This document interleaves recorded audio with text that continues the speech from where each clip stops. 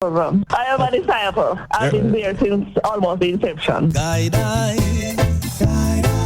It's the voice that sets me free. I just you me tune into because, me always even watch some other tell life and stuff, and that's a see for later. I have to really listen to you first, you know what I mean? How ma one God you get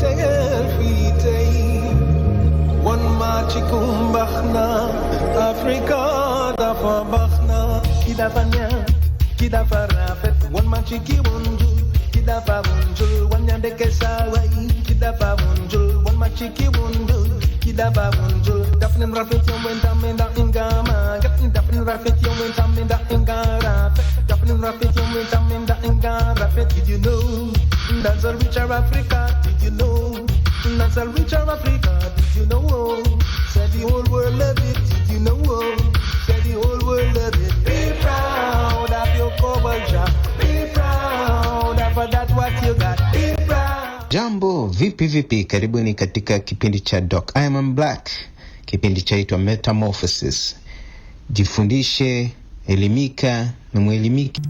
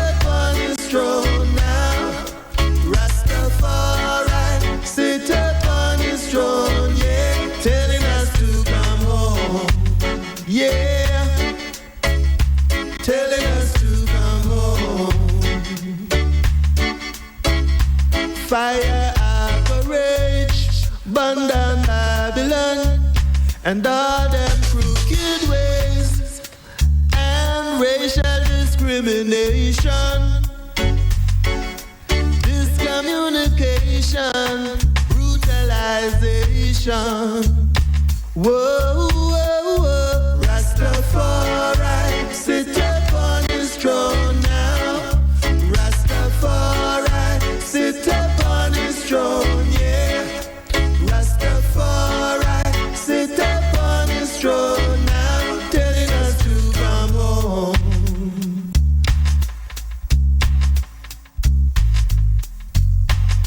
He goes away from Africa with the intention to steal our culture. That's good for the past by instead. Humble yourself, my children. Humble yourself, my little ones. Humble yourself. Oh, my brother,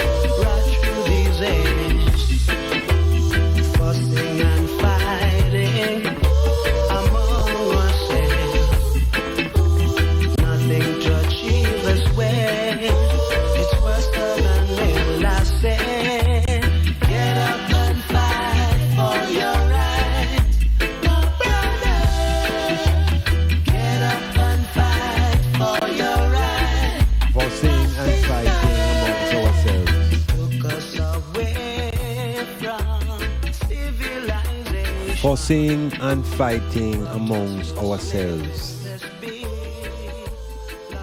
on this big plantation.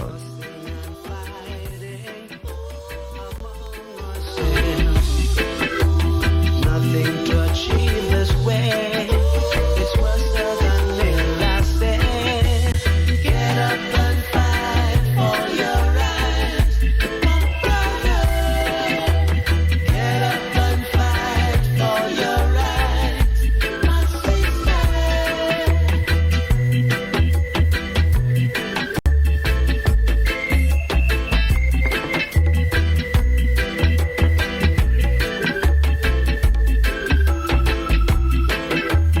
Took us away from civilization, brought us to live in this big plantation, fussing and fighting among ourselves. Nothing to achieve this way. It's worse than the last day. Get up and fight for your rights, my brother. Get up and fight for your rights, my sister. Get up and fight for your rights. Dinastilin. Greetings, Eli, Rastafari. Hail all ones and ones listening into Size FM, locked into Metamorphosis, listening to your host, Dr. Iman Blak, steer you through the proceedings, stages and changes. The plantation has exploded, as it does so often, and now the fight amongst ourselves has gone into the realm of entertainment and church. This program is going to deal with two specific themes. One is religion, and the other one is sports. And perhaps by the end of the program, we may be finding it difficult to find the difference between these two fields. But I want to just remind my listeners how is it we got here as a people in this section of the world's hemisphere. And the plantation concept remains in operation as it was from 1700, set up by Europeans, Spain and England. And the plantation structure holds within it a built-in injustice, because the plantation structure functions with one group claiming superiority over the other group. And the group that is in the inferior position is usually put to the level of slaves or workers. So we're looking at a structure that still exists, the plantation society, where culture is alien and imposed an indigenous culture. And by indigenous culture, I mean the ancient, traditional African, Indian cultures, Taino cultures that were here before the British and the Spanish came. Now, this plantation structure has an economic engine to produce resources. And the plantation is to produce, ultimately, money. And money is the basis of much power. So the whole idea is about manufacturing and creating through cheap labor or no labor, no cost of labor at all, slavery. So there's a society here that have a legacy grounded in colonialism and racism. So the plantation was a site of exploitation in its original format, with Africans in chattel and Africans being reduced to the definition of animal. African equal pig, African equal goat. So the reduction of personality and consciousness really get a beating, literally whitewashed So the plantation continues to produce resources in the sense of Jamaica's agricultural products, sugar in particular, bauxite as a mining enterprise. So I'm just saying these things to show the item now, because we're going to talk about sports. We're going to talk about religion. But it has to be within a context of how I and I know ourselves and our journey as African people in the Western world. So we know about the brutality and the genocide that was dished out to black people in this part, and I survive. Many survive while I is here to speak. Many remove themselves because they're unwilling to be part of this exploitation. Those who are unwilling to remove themselves clung on to a thing called hope, that one day I would resurrect myself out of this condition. And the journey has been long, and the work has been going on from the days of Toussaint Louverture and before, of the black man attempting to reconstruct his identity and his sense of value, self-esteem, self-respect, self-awareness, all the various things that were forcibly removed from the black man in that journey through the Atlantic Ocean and into the plantation society. So we see a society that is dealing with forced labor and extraction, extracting the sugar cane, extracting the labor of African men, women, and children. And when it couldn't go any further, and they could have made some of those products, particularly sugar, in Europe, beet sugar, they no longer needed Africans as chattel labor. And between that and the introduction of mechanical ways of cutting sugar cane and cutting cotton, there was a serious reduction in the need now for black labor power. Physical labor power wasn't really at a premium anymore because the economic ways of production, the mode of production had changed. Mechanization, the way it has changed from that now to computer. And within the computer age, a lot of people are become made redundant and unemployable. So the same thing happening in that traditional era of plantation slavery. The technology change, and black people now become redundant. So what do you do with the redundant population of Africans in the Western world? First you have to do is free yourself from being responsible for them. So they gave us the emancipation, and that freed the white man from all moral responsibilities.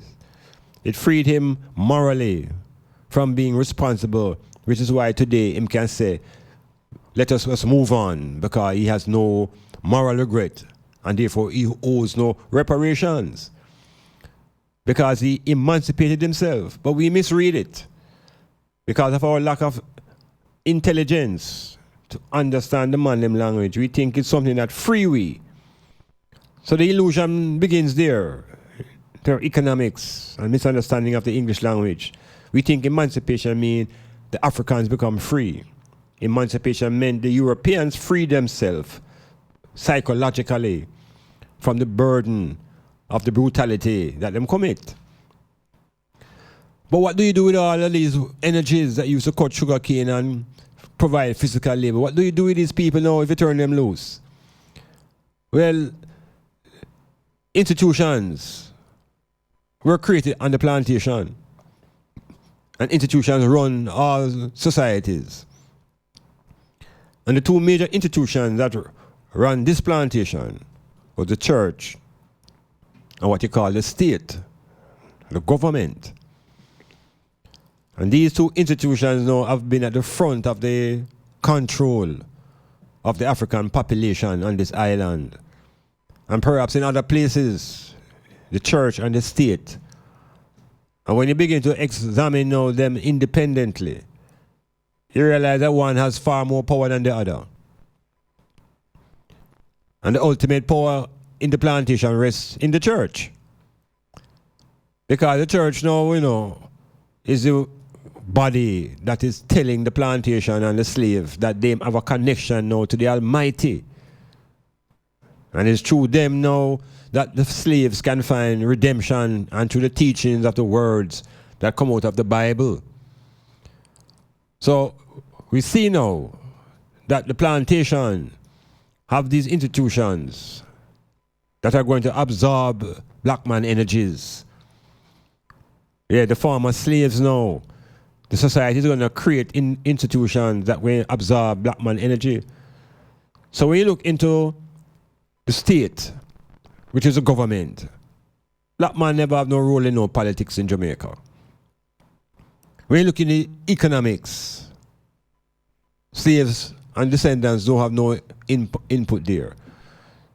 You look at the economics, you look at the education, you look at the military, you look at all the various institutions that a society should function with, and you find that the plantation never had any space for those black people to enter those things. So what do you think them generate as to major institutions?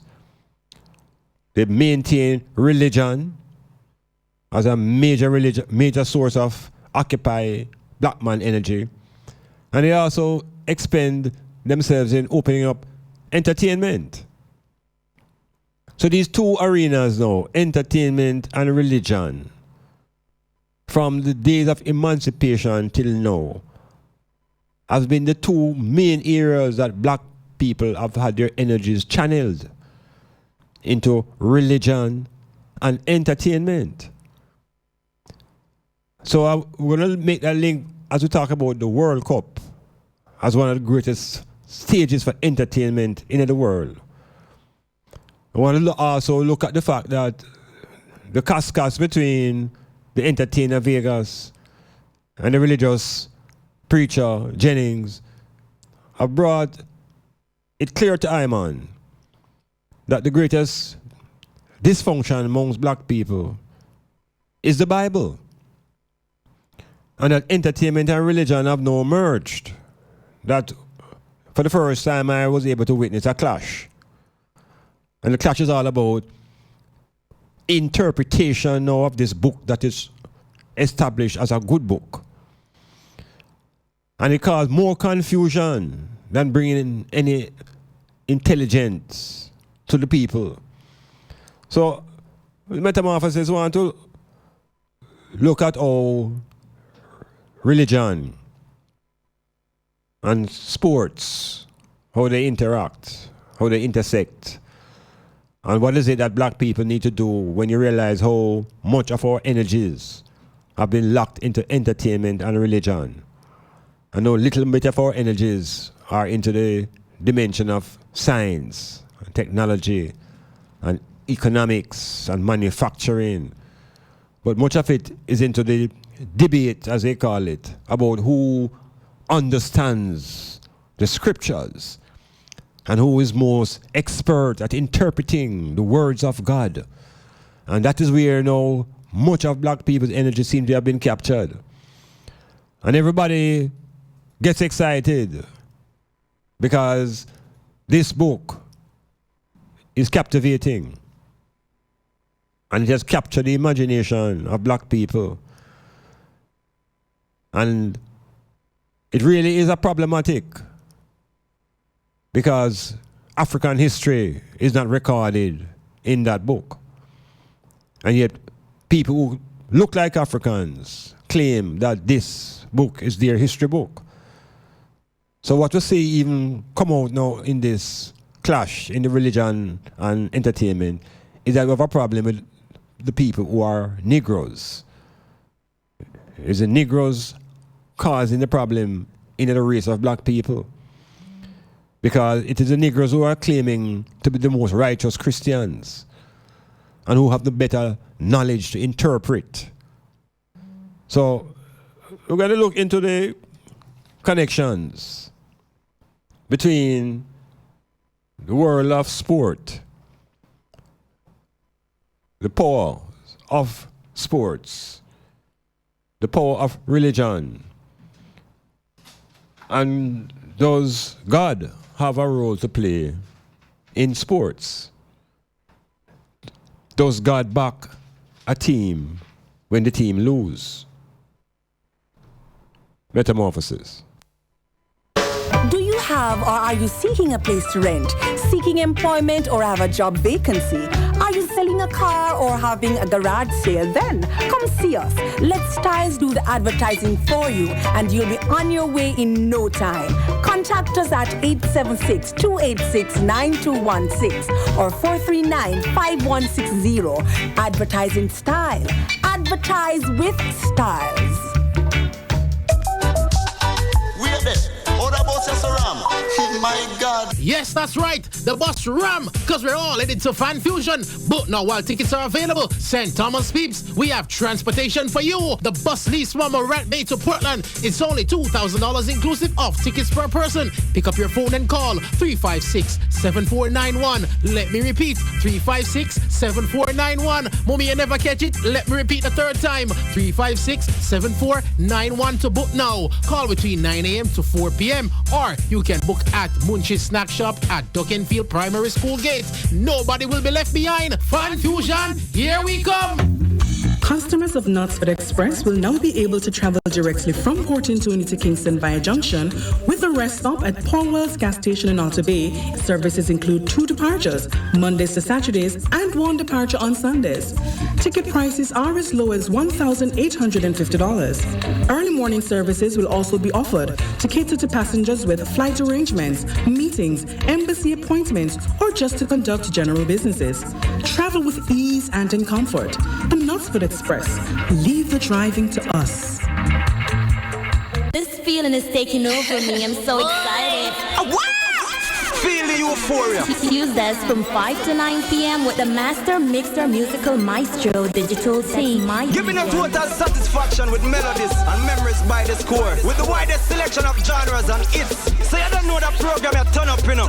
So you know Patek's a full dance, the one that one you slap with. Digital and we are party. Yeah, we flawless. Euphoria the program. Every Tuesday. 5 to 9. Every Tuesday. With the Musical Maestro Digital Team. For the best quality in sound reinforcement and backlining, Native Audio.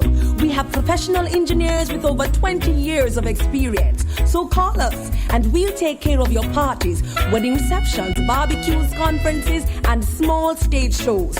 Crystal clear sound, Native Audio. Our prices are the best. Call us at 871-5212. That's 871-5212. Native Audio. We make your events audible. Clifford Guest House, sponsor of Metamorphosis on Monday nights from 9 p.m. to 12 midnight with Dr. Iman Blak. Located at 15 Queen Street, Port Antonio, that's Titchfield Hill. They offer accommodations for up to 1 month. Call them at 285-0610 for more information.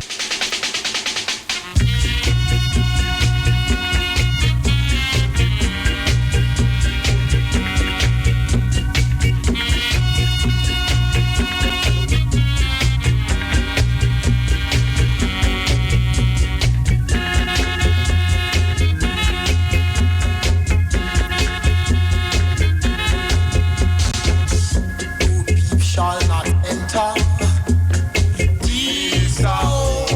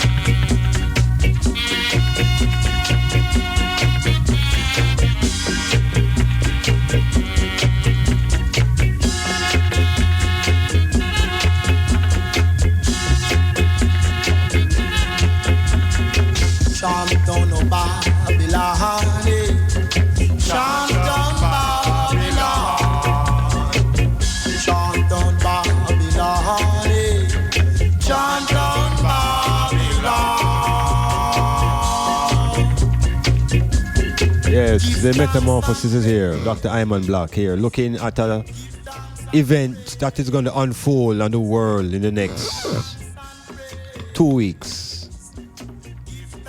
No, next 10 days.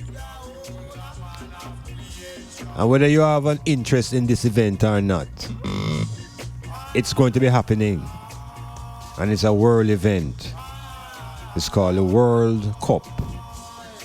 So this section now, the program tonight, we'll give the first 90 minutes to football and we'll give the final hour and a half to religion and the connections between those two regions of our existence. So the World Cup is on the horizon. The World Cup of football. And even the language has become something we have to examine because see, I is not English speakers.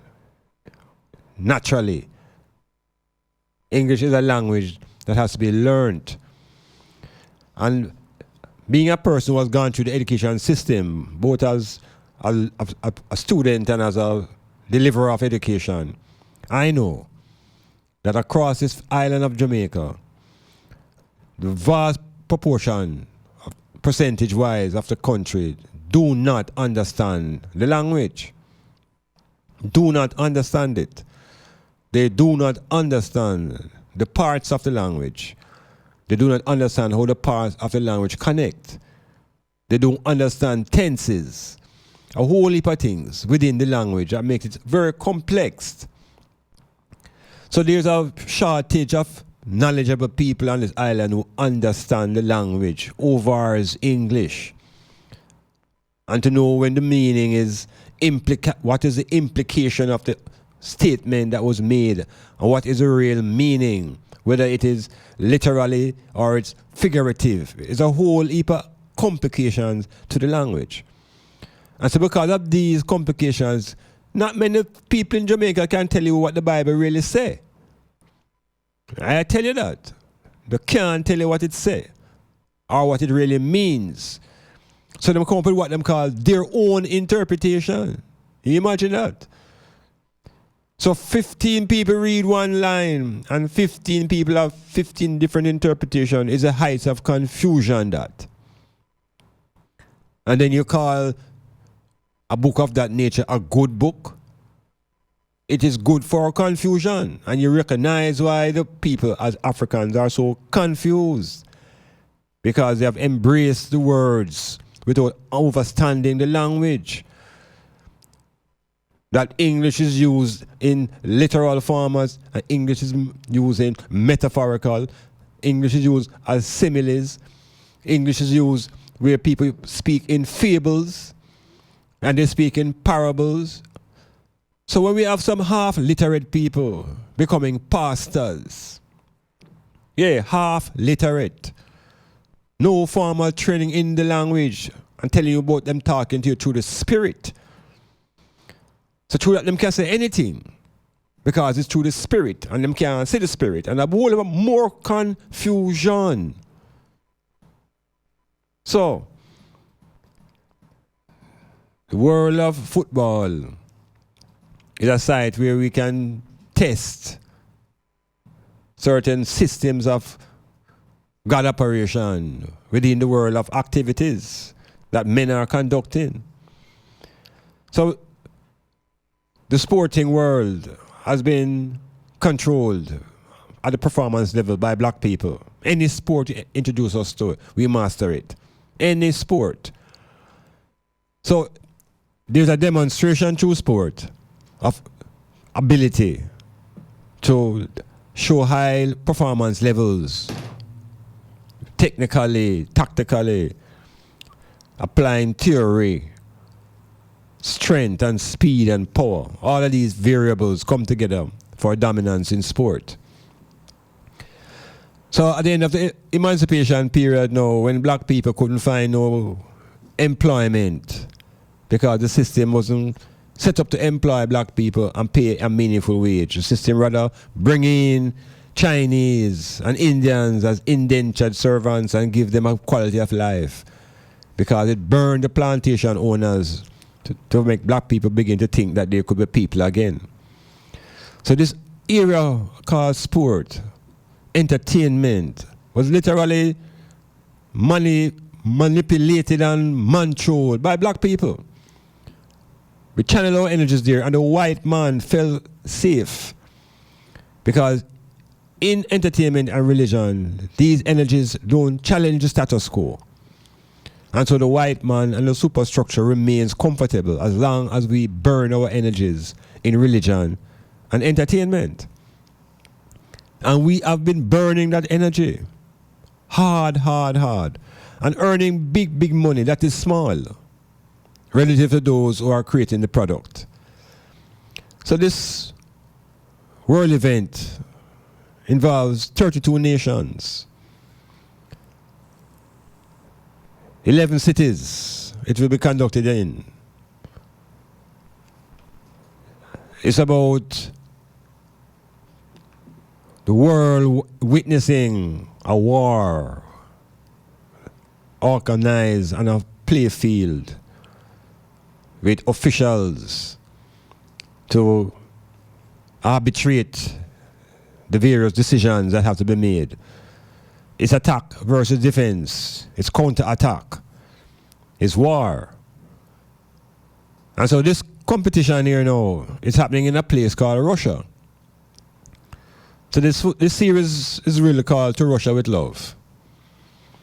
And within these few, this reason and the one to come in the next program, when I just introduce the World Cup to the listeners from a perspective that is African-centered, Rastafari-driven, and located from the Caribbean. That is the perspective. This World Cup will reveal unto us issues that have to do with race, that have to do with culture, psychology, religion, because there are Muslim teams in the tournament, teams from Northern Africa. So how does it play out when they take time out to give respect to Allah? Will Allah be on their side when the next team take time out to give praises to Jehovah? So the world of sport always forces one-on-one to examine a little bit closer this thing that they give us called religion. And how come it don't apply and work in all spheres of man's activities? Why it's so selective? So this World Cup that is coming up, there's a power that rules the world in football. It's called FIFA, International Federation for Football Associations. And this organization has organized the world football and separated up the globe in what they call political constituencies. 6 of them. 6 political confederations. And from those 6 confederations, FIFA stays in its headquarters in Europe and controls the world. FIFA demonstrating the powers of government. FIFA is the largest government in the world. Over 200 nations belong to FIFA, more than the United Nations, more than the World Health Organization, more than the WTO. FIFA is a world government with its statutes and its limitations and its government, its elections. It is such a powerful governing body that civil society and civil courts can't interfere with FIFA's business. You can't take FIFA to court because the court exists outside of FIFA's autonomy. So one of the items is a world government, FIFA, because football is the most widely played and the most widely watched game in the world. So the whole world focusing on Russia, starting June 14. And for 1 month, the battle is on. They have organized the 32 teams into 8 groups of 4. And it's the top 2 in each team advance to the real competition, which is a 16, group of 16. And we have to recognize now that the level of money invested is in the multi-billion dollar. Because television, transportation, accommodations, all of these come together to generate this multi-billion-dollar event called the World Cup. Now, it's interesting to observe the role of Africans in this tournament that has been invented from 1930. What have been the role of Africans in the World Cup? And we recognize again now that we're coming out of a plantation society that has been emancipated. Europeans emancipate themselves. And the only way Africans could find a way to express themselves was really through sports.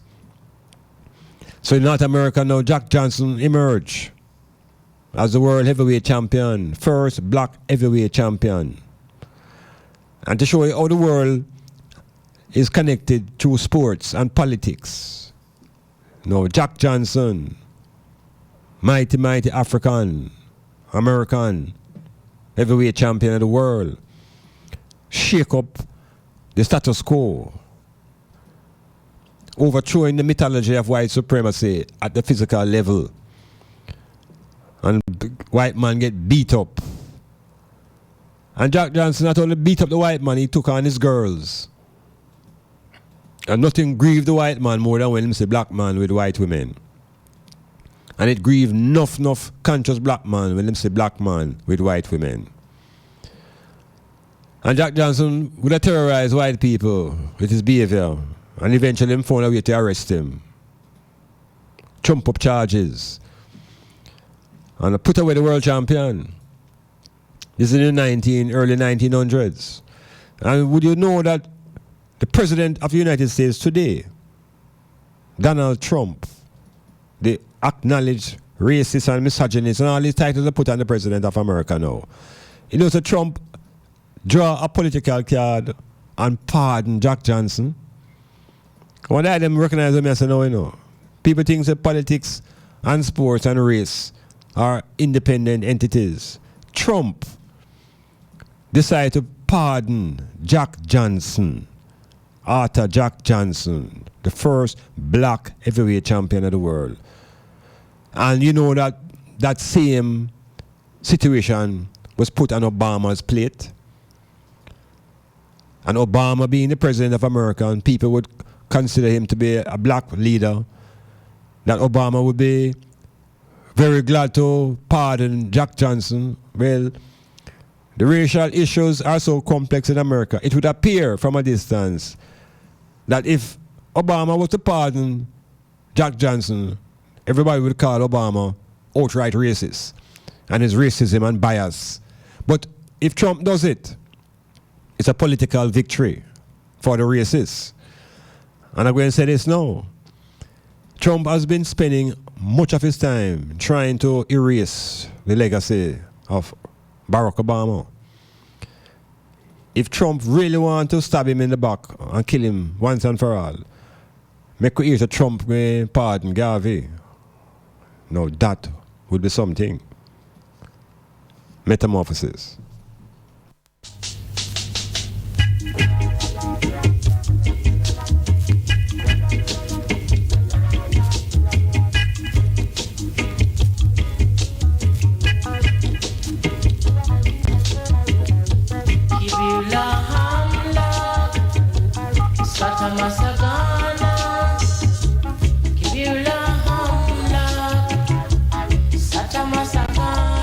Till I used to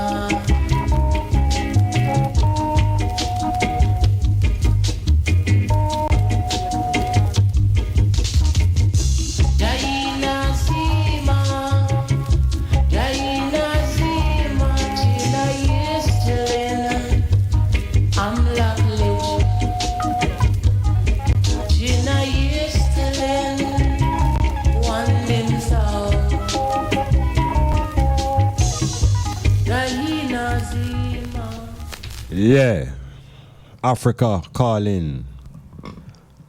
And we're looking at Africa now and Africa's presence at the World Cup. How long has Africa been there? And what about the history of our presence there? Well, as an individual now, I must say like them, before we even get into the World Cup, there was a vote just a few days ago, international voting, and they were voting for who was the world's greatest player. Yeah, the world's greatest player. And in the long and short of it, one man came to the top.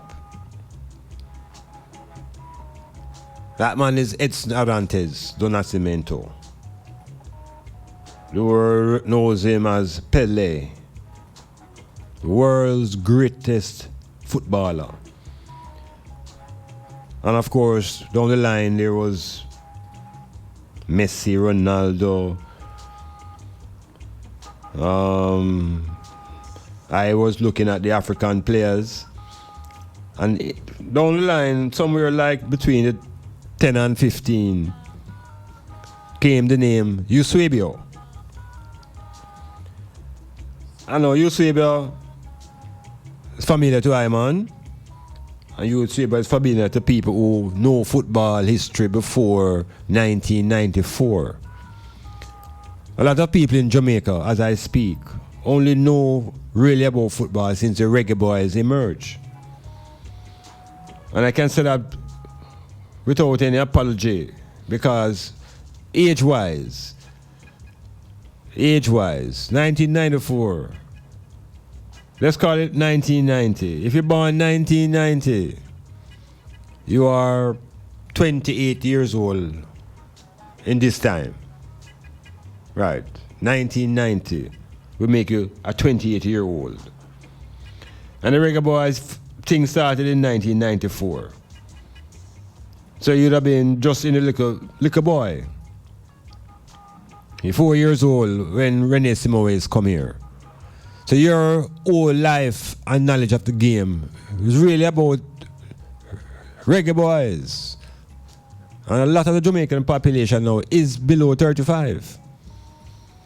So from that perspective, I can know that such a young population don't really necessarily over the history of the game, because a lot of people think that the game start play when them start watch it.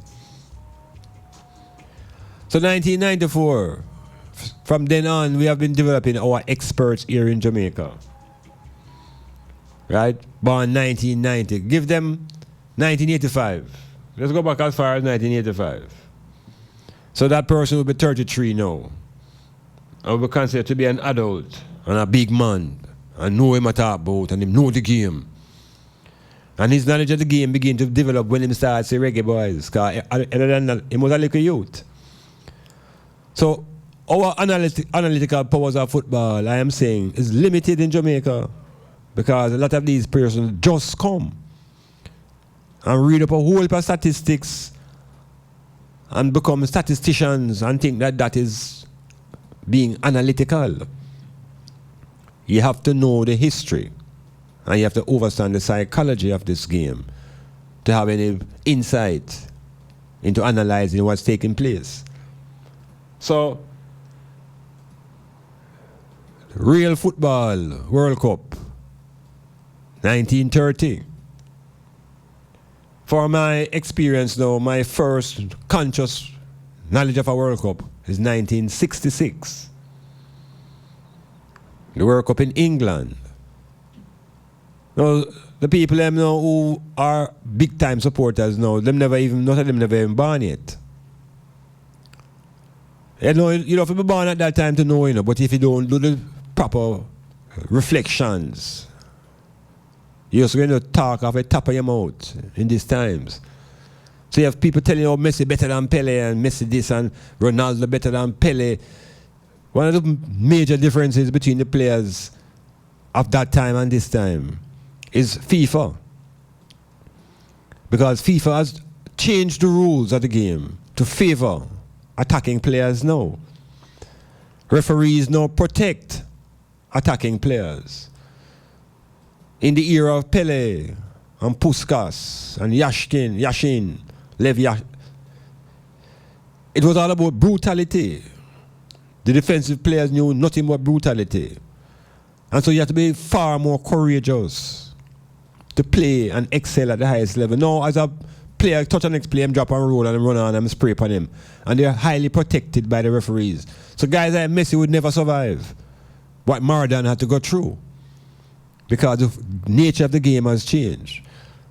Offside rule has been adjusted to give the attacker the advantage. So FIFA has interfered, hoping to make the game more exciting and to create more goals.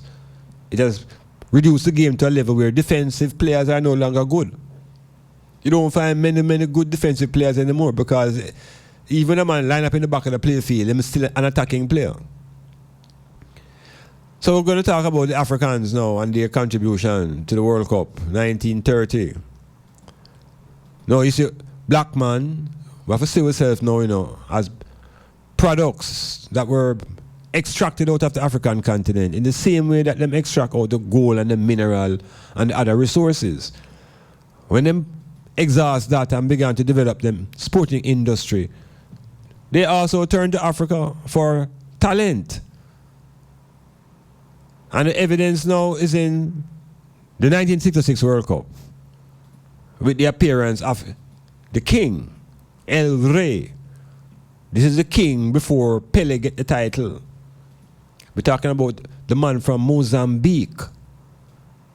This is Africa now, you know, at the World Cup. This is the Mozambican striker representing Portugal in the name of Eusebio. And Eusebio was the king of football. He had the title El Rey. The same 66 tournament that Eusebio shine like a gem is the same tournament the man them kick out Pele, mash him up with kicks. That the king decides he wouldn't be the king in the future because he had retirement on his mind. So he would never be the king if he never changed his attitude and decide to come and take a few more kicks.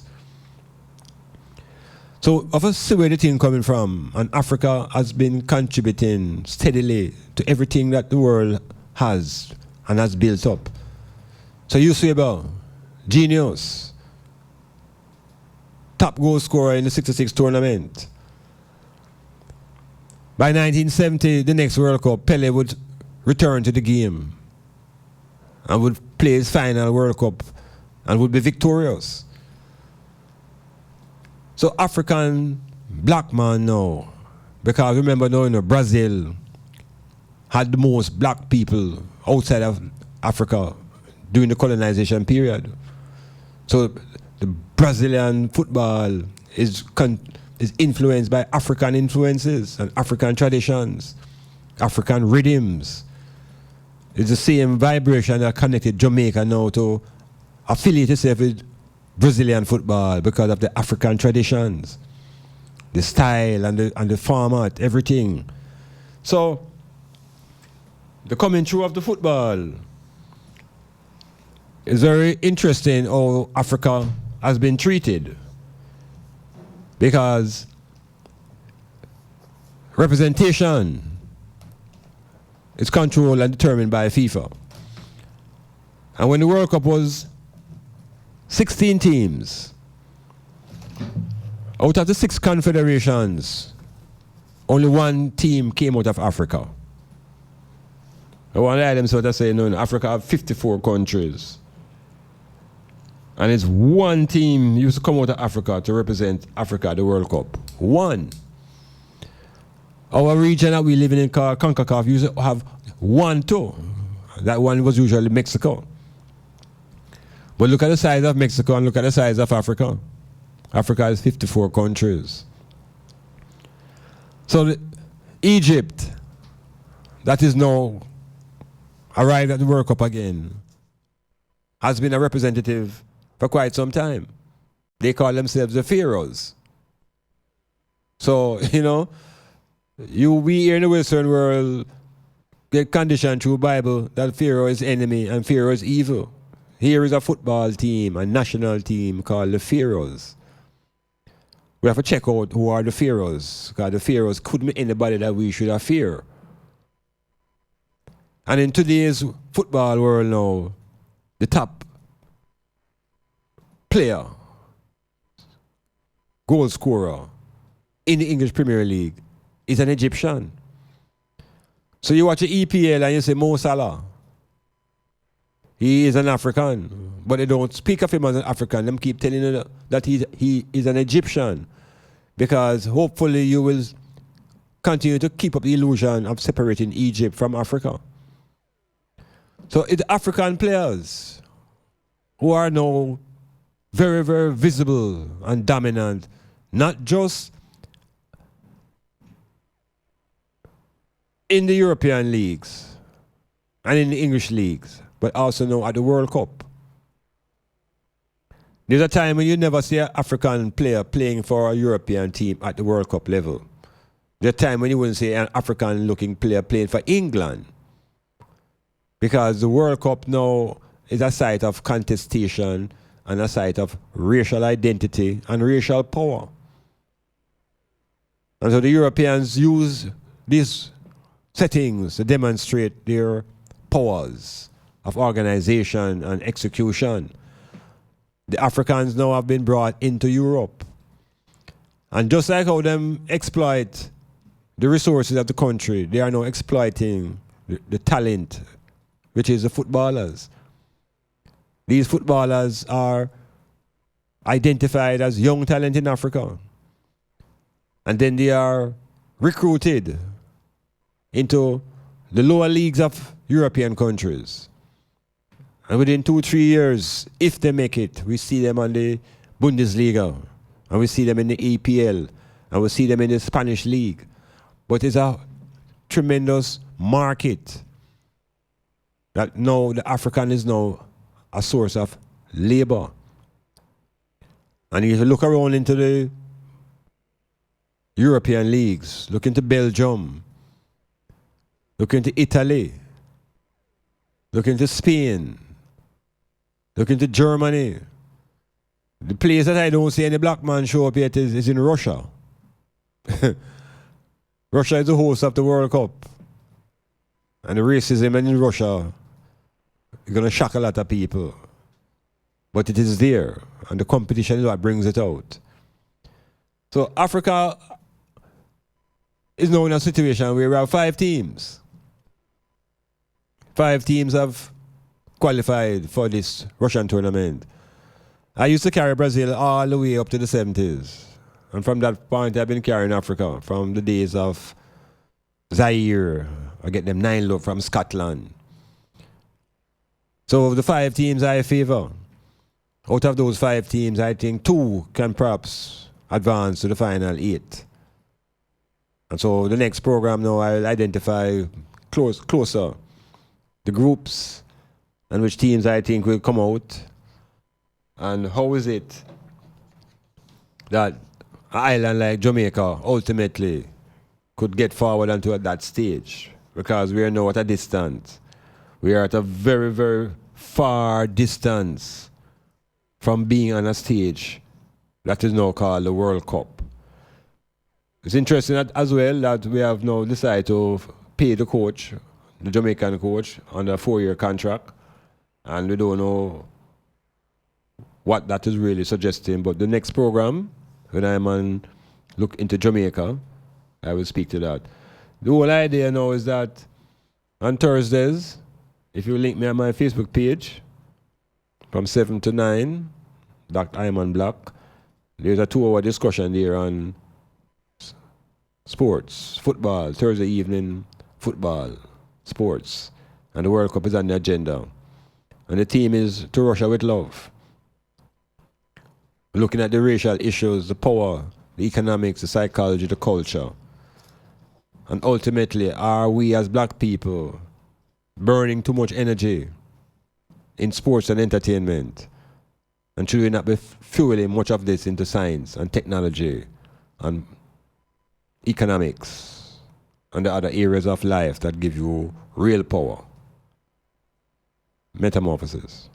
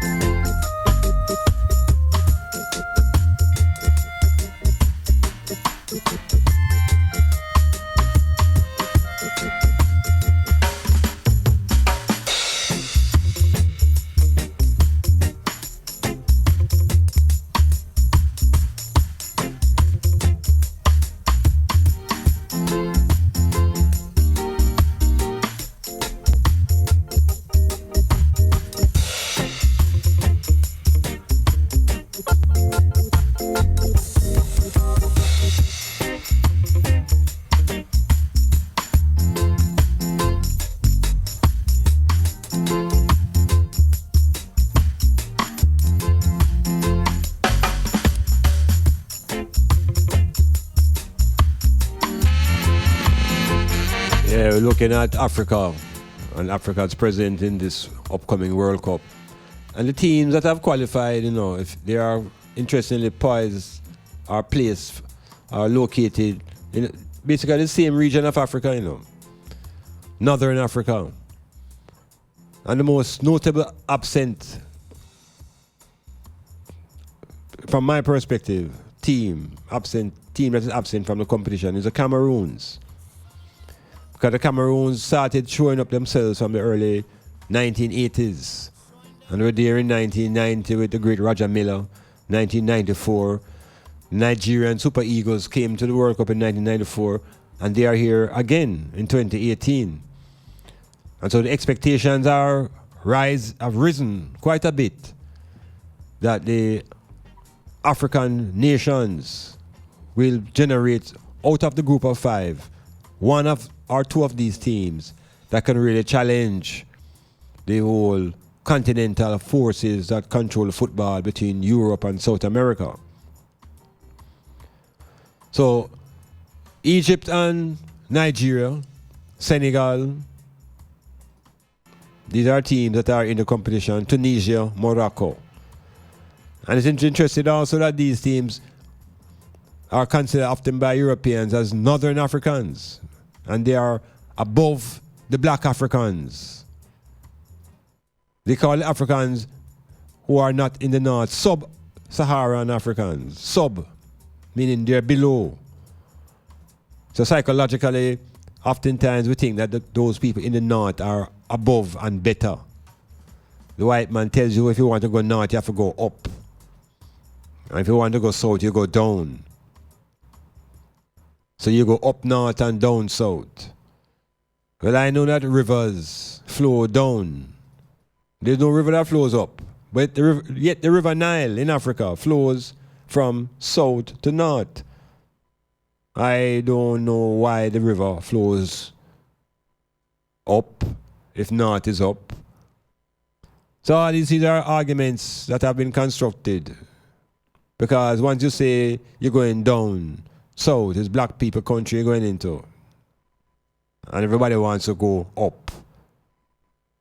So we have people who think that when they go into the plane and the plane takes off, they go up to America. And then they come down to Jamaica. So the World Cup now is the venue. The World Cup is the site of whole heap of gambling, whole heap of monetary exchanges, whole heap of activity that we can't even pay attention to all that's happening off the play field because they have us watching the ball. The Africans in the north are mainly Muslim. And the conflict continues on the continent. I had the experience of coaching a couple of youths in Jamaica while I was coaching a team called Chantel in Western Portland. Or was it Georges? I don't remember which one of them, I think it's Georges. And the youth came from St. Mary and was a Muslim. And at a certain point in training, him just broke the line and just run away. And we'll see him come back later on. And I asked him, where I'm going? I said, boy, I'm going to pray. And I had to adjust myself to that. The players had to adjust themselves to the systems of belief that one who is a Muslim maintain. Now, sometime before a match, sometimes before a game, the team will gather and everybody, players hug up each other in a circle and then we'll say a prayer. And a man kneel down in the middle and when him done play, him done pray, him done pray, him done in Jesus' name. And the brother who is a Muslim, have to look at him and go say, Allah, something, something, something. Him say something about Allah. And the man who say in Jesus' name, go on like him feel offended. Because when him say in Jesus' name, that's supposed to seal up everything. The Bible never say nothing else because him call upon that Almighty. So we see the struggle. We see the struggle where the one group think that they have connection to a power that is greater than the other group. Yet two groups them say them worshiping the one power. We have to look into the politics of that and free yourself from those who set up themselves to control. So when we're watching this World Cup, look at the movement of the African teams. Look at Nigeria. Look at Egypt. Egypt is in a very tricky group because they're in the group with the Russians. And the Russians are a team that, from the political perspective, well, put it this way, from the game level, they are not supposed to go to the second round based upon the 4 teams in that group.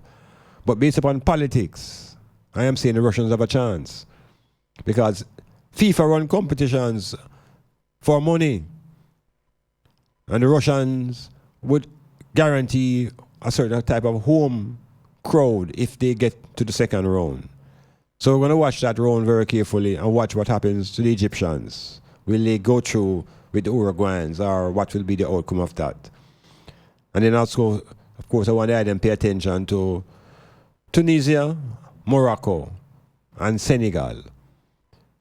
Any of these teams can, with a victory in the first round, anything is possible. So we now rule out ourselves because of our attraction and affinity now to football on the 2 major continents. The 2 major continents of football are really Europe and South America. Those are the giants. And they are the ones who have been winning the World Cup from 1930. Back and forth and forth and back.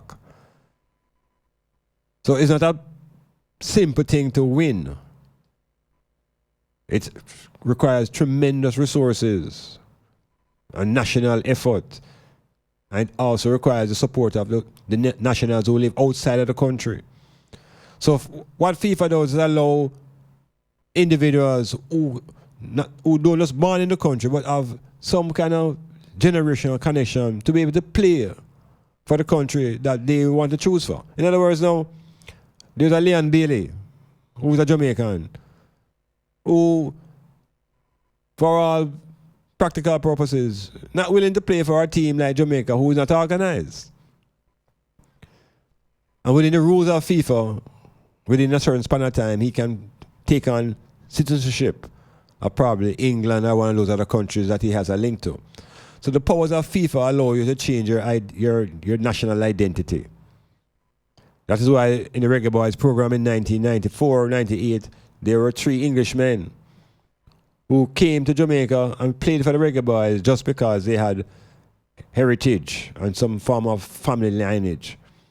So FIFA as a government can allow people to change their national identity.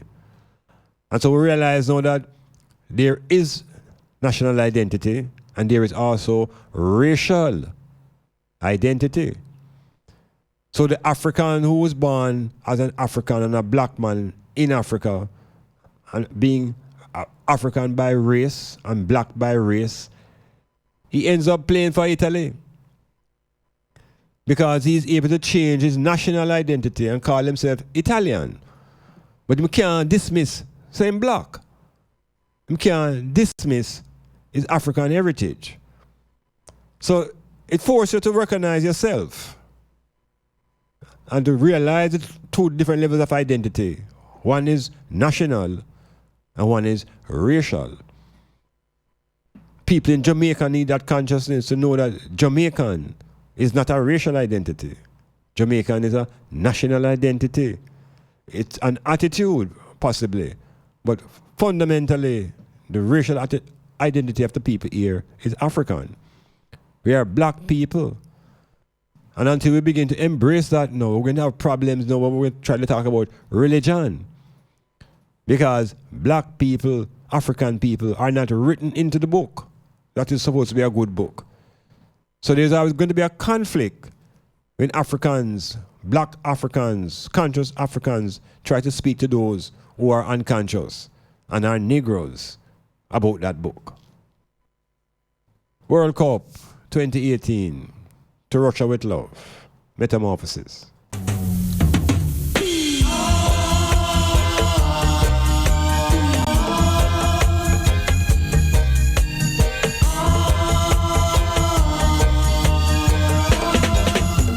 The Egyptian Pharaohs, 1934, first appearance at the World Cup.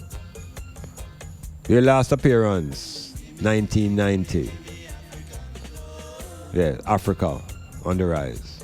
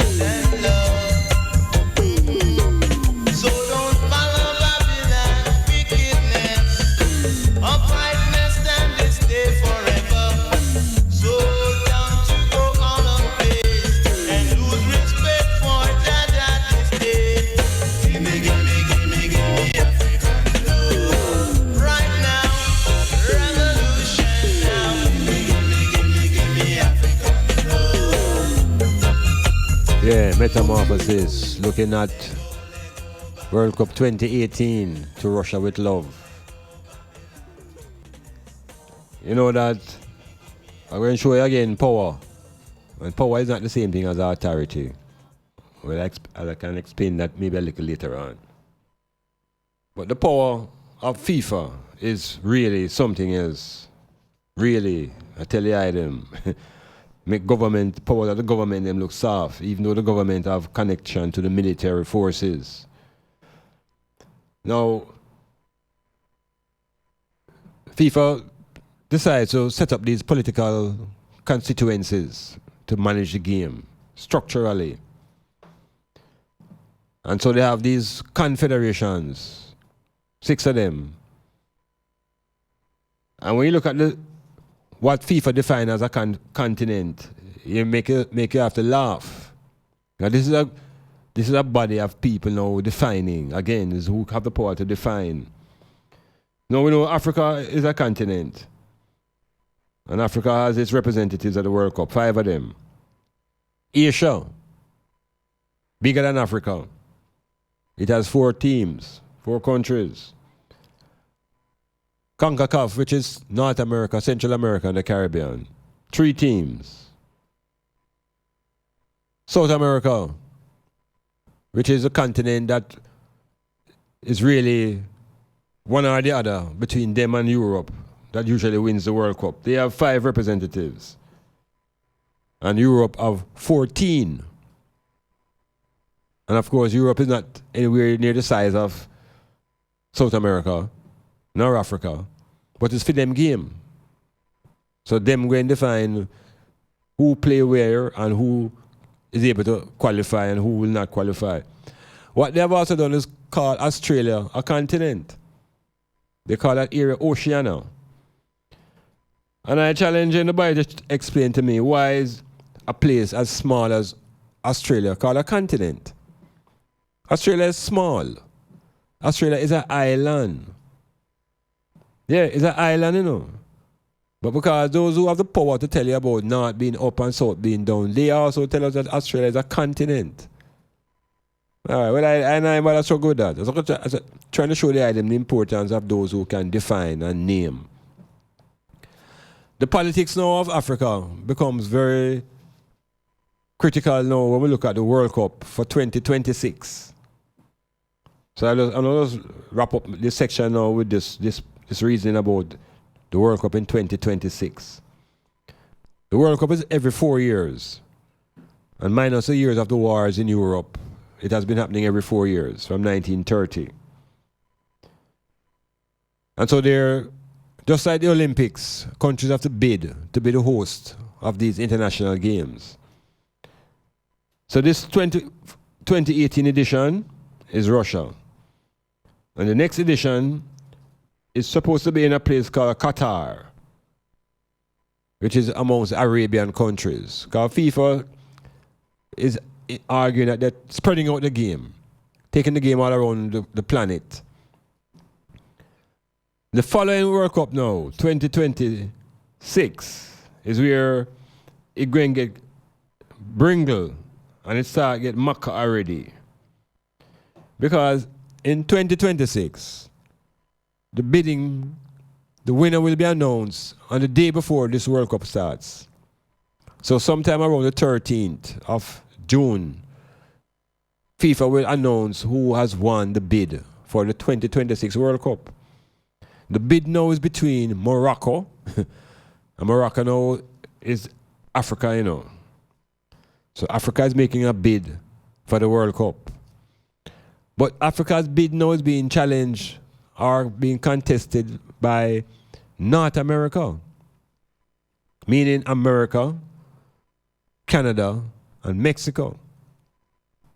So for the first time now, 3 countries have united to bid for the tournament. So it's America versus Africa. North America versus Morocco.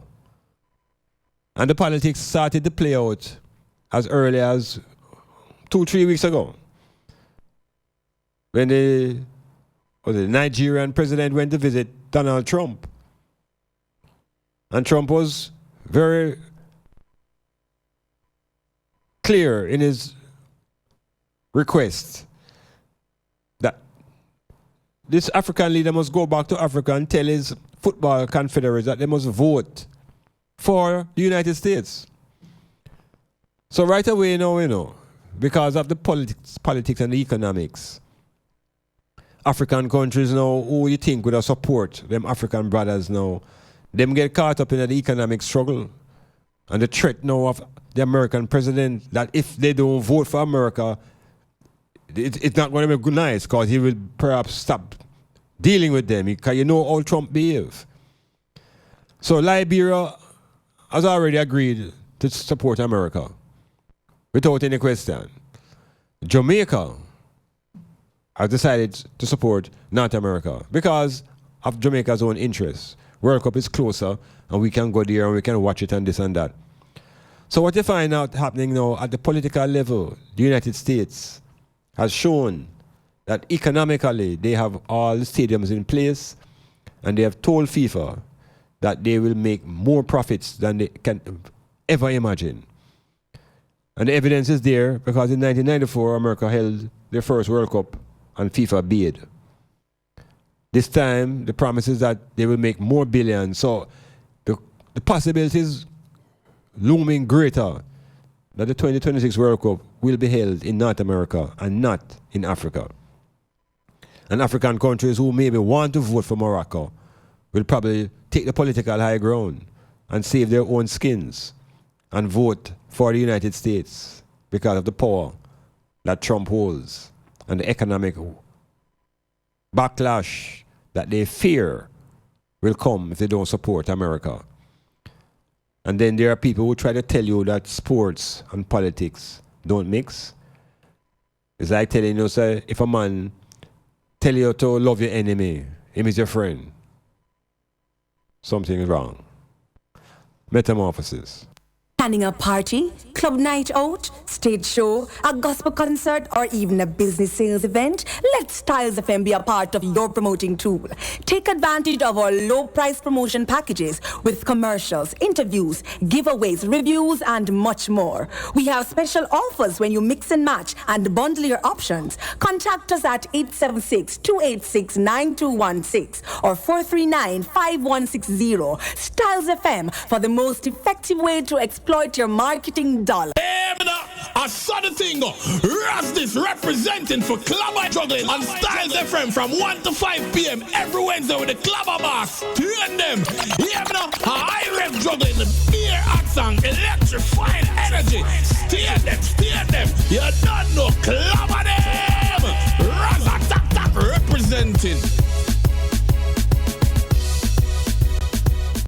Architects, draftsmen, and surveyors, get your drawings printed in high-quality professional standards. We can satisfy your printing needs. Whether it is for presentation to your clients or for submitting building and subdivision application, make it VJ Printing Services. Whether drawing by hand or with computer-aided softwares, we will plot your negatives and print the copies as you need. We do high-quality white paper printing that is water-resistant and never fades, unlike traditional blueprint. For more information, call VJ Printing at 893-2266. Remember Styles FM on social media. View us on YouTube, Styles FM Radio. Follow us on Instagram at Styles FM. Like us on Twitter at Styles FM 961. Become a fan on Facebook. Styles FM 96.1. It's Wow Factor Tuesdays with Chungy and Shelly. Every Tuesday from 9 a.m. to 1 p.m. It's entertainment and interaction at its best. With features like the Share to Care segment, the Uprising 10 Countdown, and the ever controversial Love Break. Yes, it's the Wow Factor. Your Tuesday mornings will never be the same again. Wow Factor Tuesdays is sponsored by Wholesale Photo Lab Studio and DocuCenter and Bobby's Cafe Bar and Grill. Clifford Guest House, sponsor of Metamorphosis on Monday nights from 9 p.m. to 12 midnight with Dr. Iman Blak. Located at 15 Queen Street, Port Antonio, that's Ditchfield Hill, they offer accommodations for up to 1 month. Call them at 285-0610 for more information. Wow, skip a George.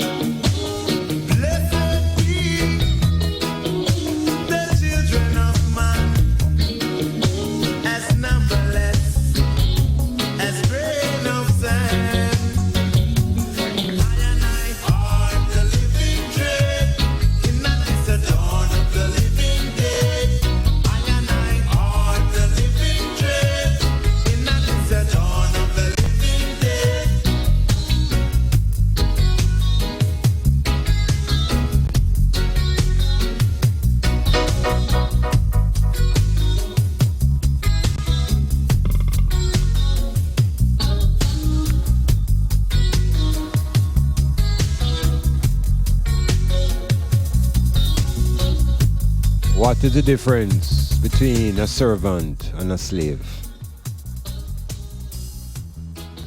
What is the difference between a servant and a slave?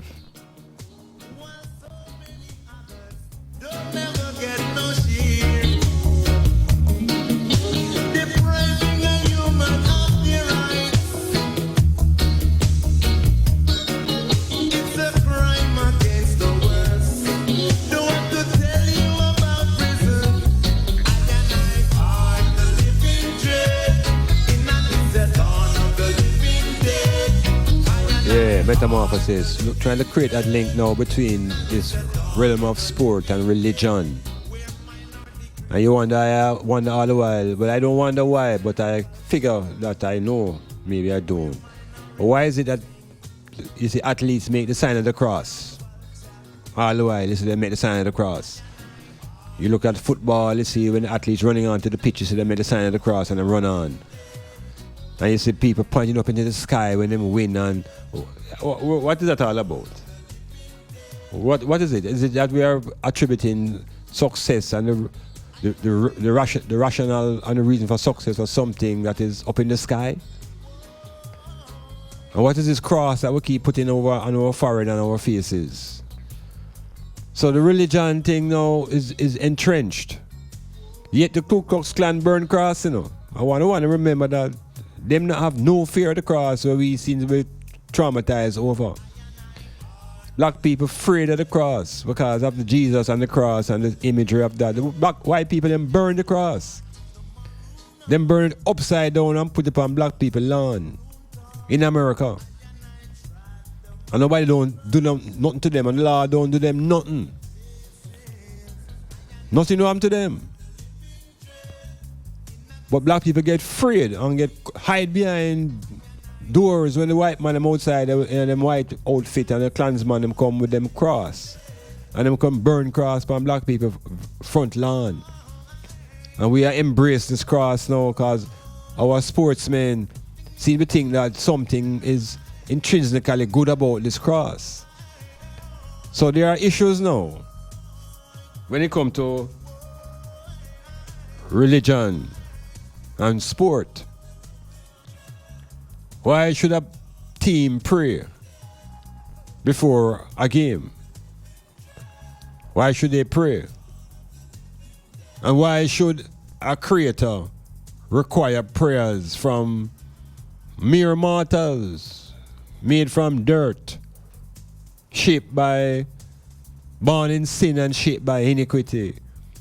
Why would a supreme being need prayers from such an entity? What type of weakness are we seeing demonstrated? So we have to stop and check. Because I have had experience as a coach for years upon years in different places and spaces. And I've heard teams in the next locker room praying. And when them come out, when them done with them, we give them a hate love. And yet they were praying. So I always ask the question, what happened? Where did their prayers go? And it made me conclude that whatever them praying to, if it's the same thing my players pray to, then that thing don't support them. And then we can't look at it like that because the next day, you know, that team may go out and win and my team lose. So why do we need this concept now of this entity to turn to when it is all imaginary? Because the results come from what you put out and officials, because they have a great influence now on the results of all games. The officials. Because if them thief, you have a hard time. And if them supporting the gambling, you're going to have a hard time. So we find that now more questions are asked about winning and losing and the value of this supreme force that is supposed to be guiding and protecting all man through all his activities. Does it mean that it don't work in our sports? Because in the 1986 World Cup, England versus Argentina, this is high-level international football. Diego Maradona goes high for a header and fists the ball into the goal. Illegal activity, unrespected, unrecognized by the referee.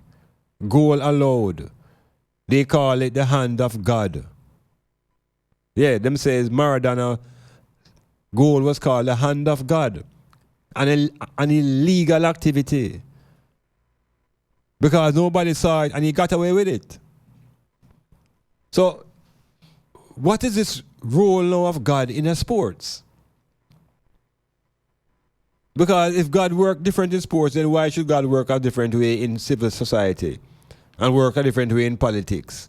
And work a different way in economics? What happened?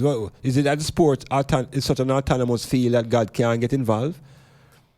There are gamblers, gambling taking place in sports, illegal, morally illegal activity. And these men are calling upon God. So I said to the black people, we have to check the nature of this God that is being called upon. And now to check the nature of that God now, we have to go into the same book that them give us. Them say they give us a book that is a good book. I asked myself the question yesterday, then if God have a good book, does that mean that Satan have an evil book? What a book the name? What's the name of Satan's book? And why does God need a book? A book? God have a voice. I never know God can talk to people. What language? I have to stop and check them kind of story now. Because out of that same book comes all confusion that facing black people today. And that confusion manifests itself in the so-called debate that we had in Jamaica recently between a pastor and an entertainer. Both of them drawing up on the book. And the book is so confusing that both of them feel that they're right. And people trying to justify and rationalize these laws that them reading in this book. The book is a bag of confusion. The book is created upon a mythology, which is a creation story. And the book continues with fables. The first creation story is a mythology. And the myth is an attempt to explain a beginning.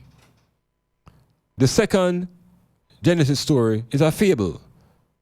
Because now we hear about Eve and Adam and a serpent. When you read English literature and it involves animals that can speak, we're no longer talking about history. We're talking about a fable. So Eve and Adam is a fable. And all the characters that follow that fable are also fables. But now we have black people calling themselves preachers and intellectuals now are going into these book of fables to try to verify and justify African history and to define and determine codes of behavior. The same book has a hero called Jesus. And Jesus is supposed to be the leader of this new dispensation called New Testament. And he's supposed to be walking in the image and likeness of the Jesus. What I find very interesting is that even my brethren, smooth sailing, I had to call him and ask him, how come him do have no locks?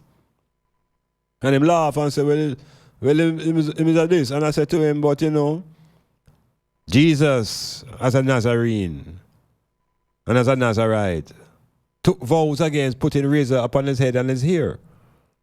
It's the same vows that Samson took. These men were Nazarites. So why is it the Christian them not growing them locks? Why is it them not looking like Jesus? It's them trying to tell you that you must live like Jesus and do what the Bible says. So we find that people are selectively choosing what them choose to defend, what them want to defend. Out of the book of confusion. I put up a post asking the question about why should prayers be required. And a sister that I know from Titchfield, as a student, she just fire back with some scripture. Mark 11:24, Philippians 4:6, Jeremiah 31:3, Genesis 1:27, Acts 3:19, Isaiah 55. That is her response to the question. So you can go in the book and draw from all different places, front, back, and middle, and put something together that you think is coherent. So you justify your point, you tell me what a man in Acts say, and you connect what Acts said to Isaiah, and then you connect what Isaiah said to Jeremiah, and then you connect Jeremiah to Reuben, and you come to me and tell me that that is a reasoning. So it's pure confusion. And African people, black people must recognize that the source of the confusion is the Bible. It is the source of confusion. And pseudo-intellectuals and people redeeming themselves from all sort of lifestyles and claiming that is the Bible saved them. And the words of the Bible are holy. So we want to know again, if everybody can go into the book and draw out holy words and they can be contradictory, then the book is not a book of truth. It can't be a book of truth if the same book have 5 interpretations for one sentence. It's a book of confusion. And the confusion is rearing its head greater and greater, and have all women now stupefied. It's like them paralyzed in them brain, have men telling them all these things about what them is and what them is not because of what them wearing and what them not wearing. Who are these men? Who are these bald-headed men who don't look nothing like the Jesus? So the book is what is part of our enslavement. That book. And the arena, as I said earlier, that we have been left to explore and exhaust ourselves is entertainment and religion. And within the black population for the last 100 years, we have produced the greatest preachers and the greatest sportsmen. But we haven't produced the greatest scientists up front and the greatest manufacturers and owners of enterprises. We're not seeing that. So me I check the item now and I say, look, make a revisit this book.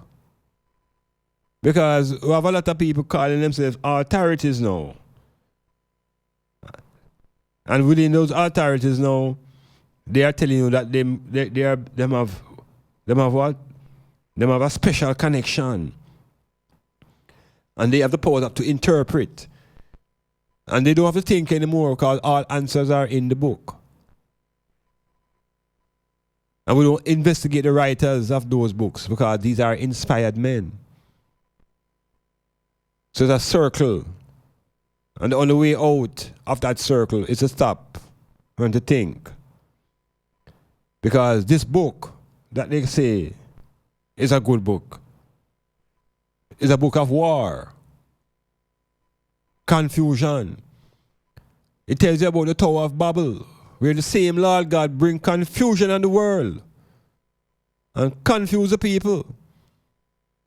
How can there be truth from that Lord of confusion? Stop and think, man. Make us stop and check yourself. Everybody can't be so righteous.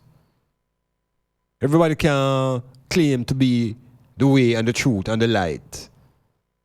And the whole world population can come to consciousness by reading about a man who lived 2,000 years ago. Because consciousness has been in existence hundreds of thousands of years. Societies have been developing themselves long before Egypt and Africa became a central part of Hebrew culture. So the confusion in the church must start pay taxes. Church must start get real with the people. Church must start provide spaces for training. Church must free up the land and get the people out of this state of confusion. But the mission of the church from day one was to lead the enslavement. So we can't expect the church to lead the liberation. It is the I and the I and the I. Rastafari.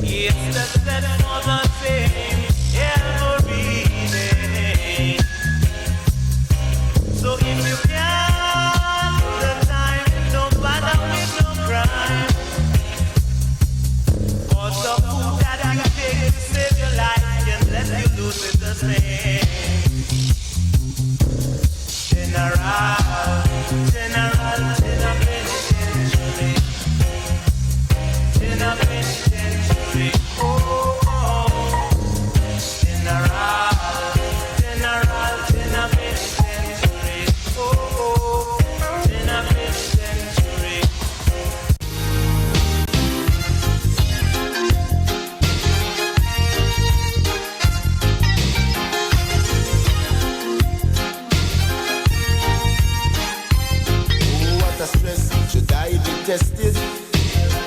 Lucky thing aside, oh, what a stress. Should I be a prisoner? Look what they've done to Peter. And before my word has come to pass. And before them talking about Marcus at last. Look what I and I has come to live and see. Should I blood run in the misery of their poverty? The people are arm in arm with their arms.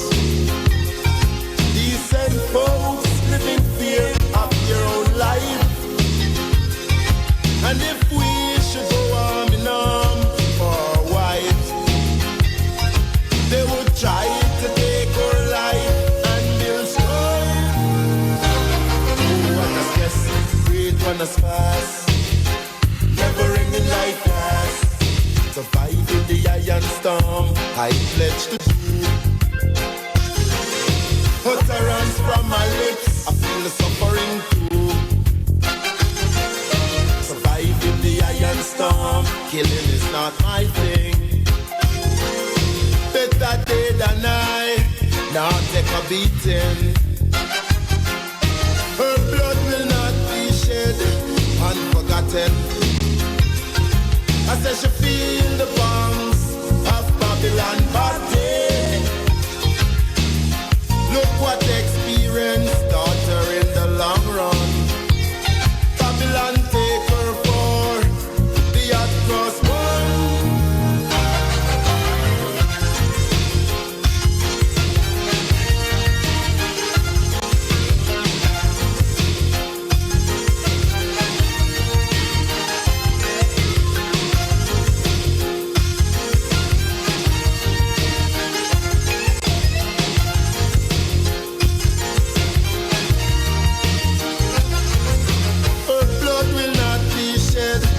Unforgotten. I said she feel the pangs of Babylon body. Look what experience taught her in the long run. Babylon take her for the hot cross bar. What is this? I be tested. Lucky thing aside, oh, what a stress. Should I be a prisoner? Look what they've done to Peter. Just before my word has come to pass. Bitch, and before them talking about Marcus at last. Look what Metamorphosis. has come to live and see. Looking into the foundation and the root of enough of the confusion that reigns between black people. And you see this book here now that I making reference to. It's not it alone, you know. There's another book. It's coming like it's compadre. It's compadre. It's called the Quran. One virgin called it the Noble Quran. And these two books now, people fight over them, claiming that what is in them is true and truth. And one of the books them now have a key. Let's call it a star of that text. Star of one text is Muhammad, and the other star of the other text is Jesus. And two of these characters now lead these books. They are the main characters of these two books. And in these books now we're supposed to find truth. But I tell you, the truth is relative, and truth is dependent upon the position of power that you hold. The Arabs conducted the most brutal enslavement on black people that the world has ever seen. The millions of black men that was castrated, particularly coming out of Eastern Africa and taken into these Arabian places and even as far as China. Black man. And in that process, them put Islam away. We never steal Islam from nobody. Islam was put on black people and the barbaric behavior of the Arabs and the Muslims far outreach what the Europeans did with them Christianity. Yeah, but it's because we are in this part of the plantation and we're under the Western Christian influence. We are not really so exposed to the barbarism of Muslim culture and African people. And we see the barbarism continue today, even in Northern Africa, where you see black men from Africa are being turned into slaves in a place like Libya. Because the Arab does not see himself as an African. The Arab sees himself as a superior being to the African. We have to know these things and don't get caught up with just a white man and a white man this and a white man that. We have a more devious force to deal with before the white man came out of the caves. And so this Muslim book now, the Quran, is part of the enslavement of literature that has been given to black people. But as I say, in this part of our plantation, we don't see it often. We see the King James version of reality, which is a King James Bible. And is this now, enough black men delve into become authorities.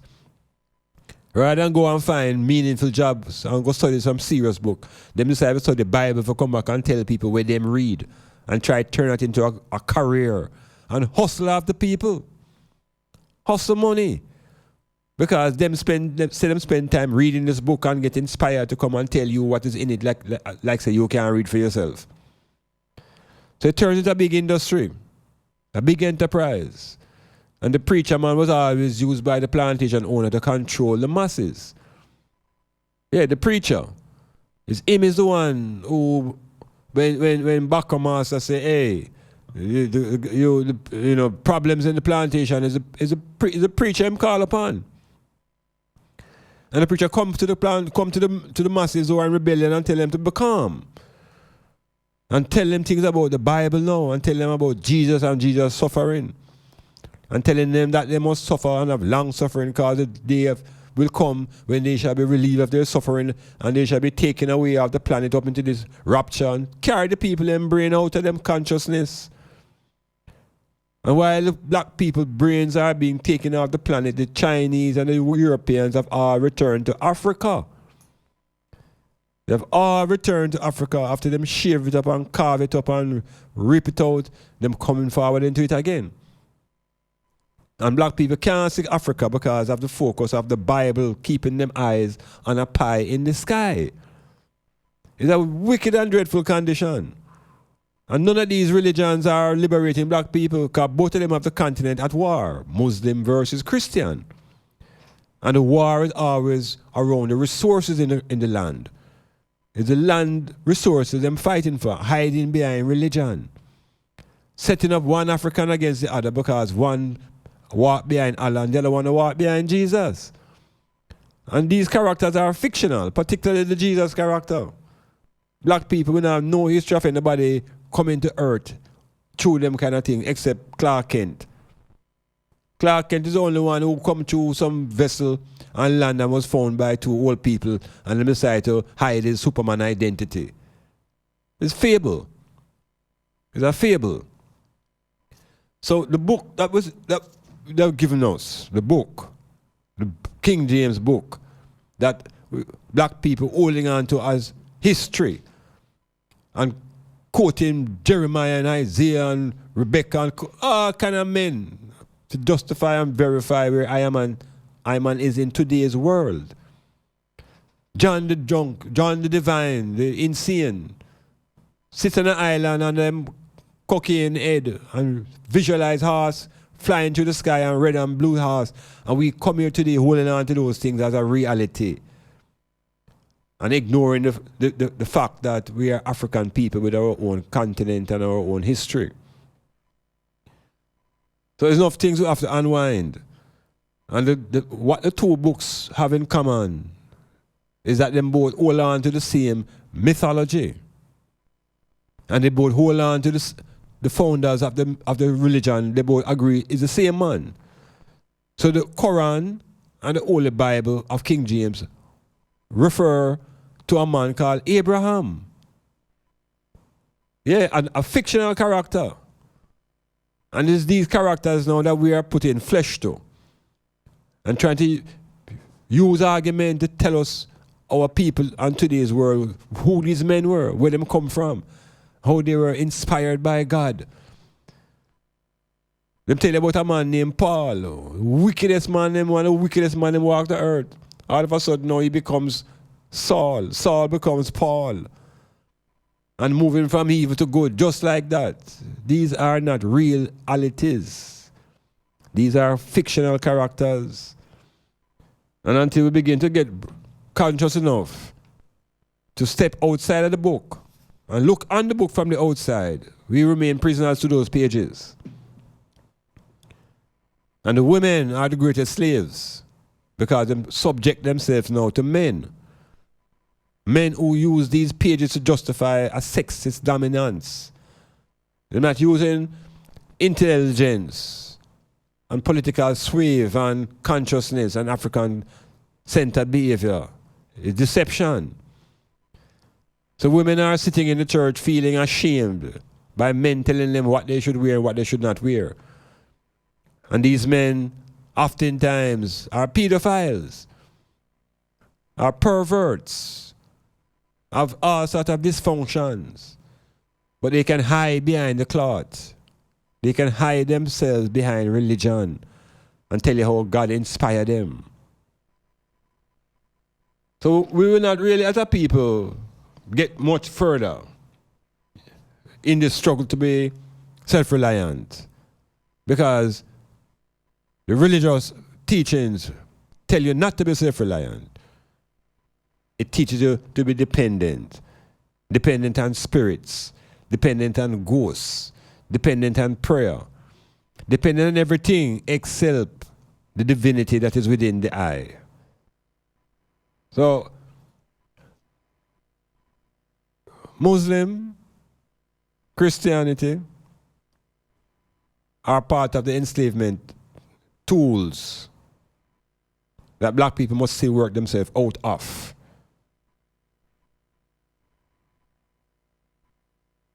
It is important that we lose the fear, because the fear concept is what has been preventing enough man from thinking outside of the book, outside of that book. When you are told that the fear of the Lord is the beginning of wisdom, and that wisdom comes from above, you're not walking on the earth. You have no willpower to demonstrate, no intelligence. You are a zombie. You're a robot. You're not a free-thinking being. Your thoughts are manipulated by pages. And these pages are written by men who have been evil men, drunken men, men who send all them other men to war to take away them wives. A confused world in that book.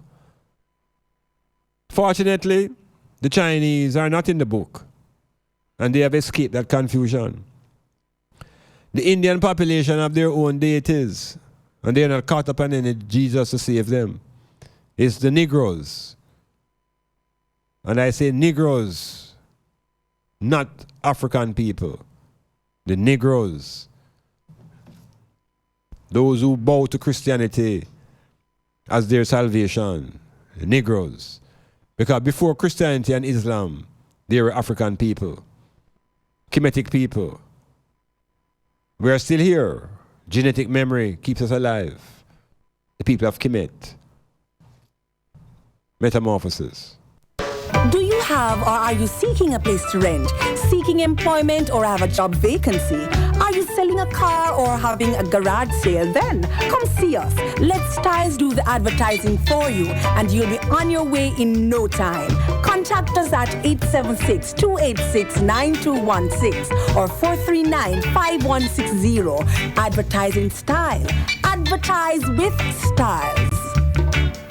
This is Ricardo Suave, inviting you to tune into Smoozic, the show for the ladies, with DJ Prestige, from 9 to midnight every Tuesday on Styles 96.1 FM, Portland's best. Girl, I've been watching you. Native Audio Stage and Lighting, now offering stage, lighting, and distress systems for your small and medium-sized events. Whether it's a stage show, concert, drama play, wedding, street party, or club setting, you name it, we'll bring it to life. Call us at 871-5212 or 844-6531. Native Audio Stage and Lighting, a sponsor of In the Know of the Law with Sergeant Delrose Green, and also Real Talk with Lady Cleo and Daddy Rude. Are you sick of living an average life and tired of just getting by? Do you want to take your life to the next level? Learn the secrets of the super successful. Listen to Power in a Half Hour with Coach Mark this and every Wednesday night on Styles FM from 9 to 10 p.m. Learn the habits of the super successful and how to make these habits work for you. Learn to turn your dreams and desires into reality. You can win in the game of life. Let Coach Mark show you how. Every Wednesday night on Styles FM from 9 to 10 p.m. Clifford Guest House, sponsor of Metamorphosis on Monday nights from 9 p.m. to 12 midnight with Dr. Iman Blak. Located at 15 Queen Street, Port Antonio, that's Ditchfield Hill. They offer accommodations for up to 1 month. Call them at 285-0610 for more information.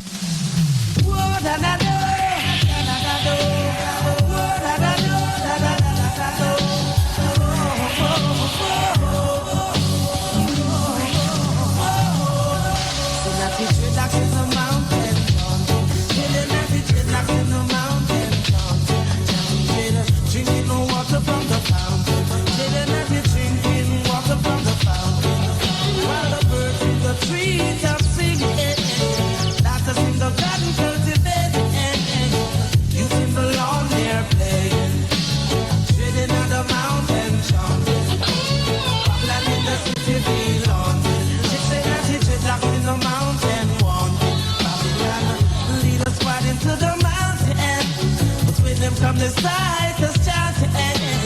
Whoa, da da da da da da da da do. Whoa, da da da da da da da da do. Sitting on the mountain chanting.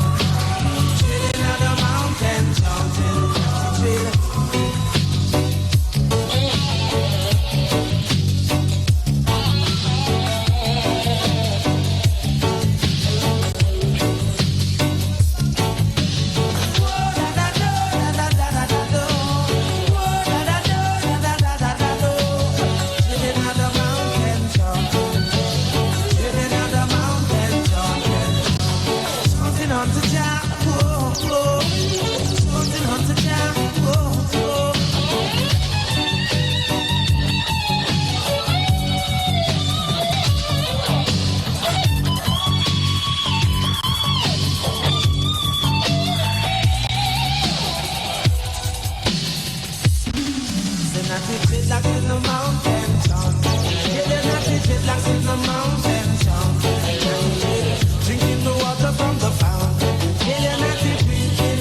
Yeah, the metamorphosis goes on.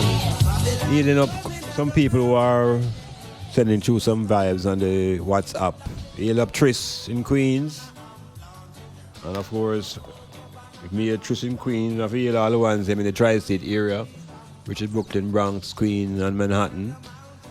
And I bring in Connecticut. And then if I go further into Washington and go across into Atlanta and all these various states that are under Trump. You know, all the ones and ones listening. Ones and ones in California watching the killer wave volcano activity. And them say California on the same plate. And watching and one the ones them stay alert and stay conscious. Because the lava flow is like, when I see it, it's like the blood, like the earth bleeding. It's like the blood coming out of the earth. And the earth is bleeding because of the brutality of man against man on the surface. And the amount of weapons we have been firing and exploding both in the air and under the ground. Earth can't take it no more. Earth crying out. Volcanoes, lava flow, earth bleeding. Hurricane season coming. Serious times. So again, I hear up D, yeah, free thinker. Heal up Kevin in Sunning Hill in St. Thomas. Heal up Tris again in Queens. And heal up a one who don't give them name, but them say Germany 2018. Oh, famous Pearl. He's a side in St. Thomas. All right. So, yeah, man, give thanks for the connection, and we're glad that people are listening and people are hopefully doing the most important thing, which is thinking. And thinking is a process wherein we have to abandon fear to think, Because you can think evil, You can think good, you can think indifferently. So the thinking part is free. Is the actions now you have to direct it. I can see a man walking and money drop out of his pocket. Yeah, I can decide now what I shall do now, I can pick it up and give it to him, I can pick it up and put it in my pocket. So the choice is there. And we have to be thinking, really, how is it we're going to exercise our decisions? But here we go now. Fear. We must be able to think fearlessly. And by that I mean, you can't be thinking and thinking that there's a consequence to your thinking. And that consequence will cause you harm and danger because of your thinking. It is if your thinking moves into action. So we have to begin to make that separation and have control now over that ability to think, which is one, and the ability to execute our thoughts, which is the second. So if I see a nice lady and think that we will have a good time together, that's a whole different thing. I can also always think that. As long as I don't move towards that, everything all right, That is happening only in my imagination and nobody else can say no. So we have to learn to have confidence and control over our own thinking, and ultimately we have control over our own actions. But the Bible, the Christian Bible now, glorifies fear and encourage ones and ones to be fearful. And they begin by this telling you this thing about the fear of the Lord is the beginning of wisdom. I remember earlier, them talk about the virtues of wisdom, knowledge, and understanding. No, with these concepts of wisdom, knowledge, and understanding, you are now being told that the fear of the Lord is the beginning of all wisdom. So if you don't start this, you can't wise. That's a wicked sentence to put out on a man, A wicked sentence. So a child born in Afghanistan and grew up a genius and don't know anything about this Christian thing. Where I say they can't be wise, they can't be a genius, they can't exercise wisdom. It's only you have to fear this Lord first. So we have been brutalized, as a people. Physically brutalized, psychologically, emotionally, spiritually brutalized, and reduced to chattel through fear. Mothers became fearful of their sons. Mothers started hiding their sons. That is when the things are brought down, when the mothers start hiding the future protectors. When the mothers start hiding the sons, the girls become more assertive and the whole things start work back ways. So this fear thing now, and you have all of these religious men and women now who claims to them they are preachers and intellectual and defending these words, talk about, yes, fear of the Lord is the beginning of wisdom. And they're going to articulate now and expound on this sentence. First of all, I'm going to say, well, fear doesn't mean fear like when people afraid. And I'm going a whole set of gyration to explain what they don't know. They don't understand the language. Because fear is fear. When a man breaks into your house with a gun and you feel fear, is that fear you want me to have of the Lord? That can't be. That can't be. That man threatening my life and my family and I feel fear. Is that same fear you want me to have of the Lord? Then I can walk around as a wreck. And maybe why black people behaving so because we're walking around with this unusual and abnormal burden of fear. We are confusing fear with reverence. Reverence is not fear. Just the same way we don't understand the difference between discipline and punishment. Punishment is not discipline. Punishment is punishment. Fear is not reverence. And I rather my children have reverence for me than fear of me. Because reverence suggests respect. I don't have respect because I fear you. You think I respect the gunman who come in my house with a gun?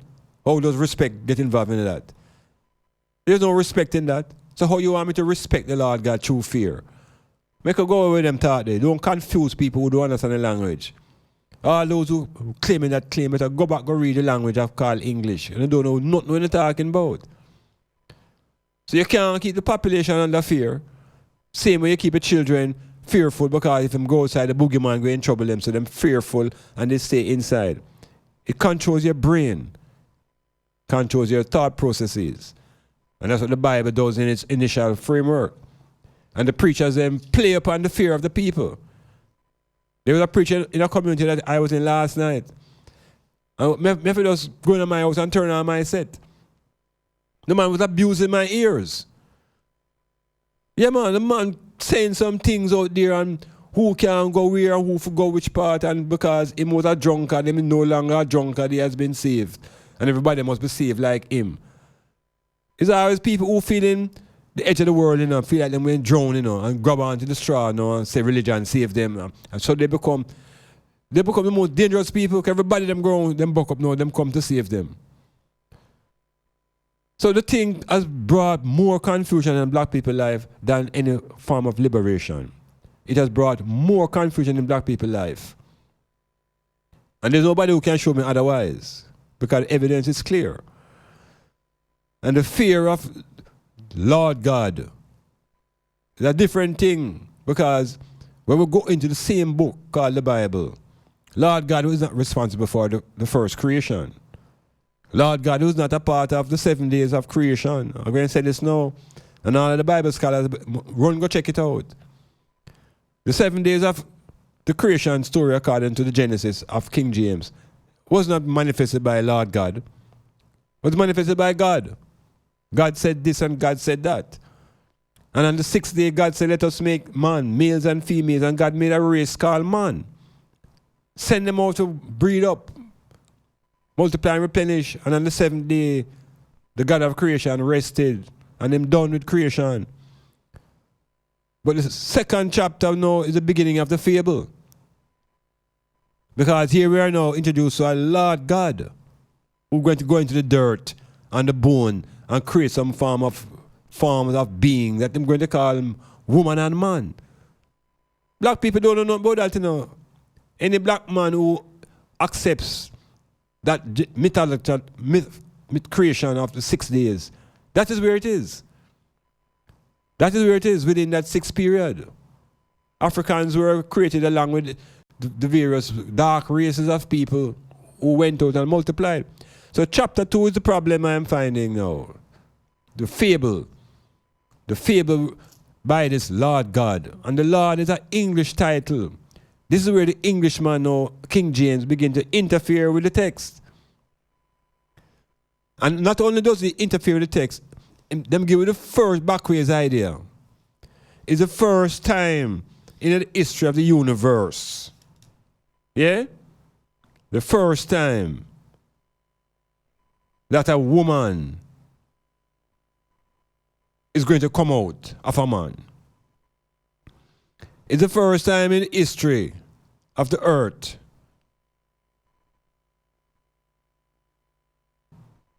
that a female will come from a male. Now, which male we know never come from a female? And which female we know that ever came from a male? In other words, now, that rib story is a first backwards ideology that them sink on us. It's the first sign of confusion of that good book. Because intuitively, instinctively, emotionally, psychologically, black people know that males come out of females. And we know that we have no experience of a female ever coming out of a male. But this has what been set down now as a conceptual beginning for black people in the second chapter of the Genesis. And this is the beginning of our confusion. Backwardness.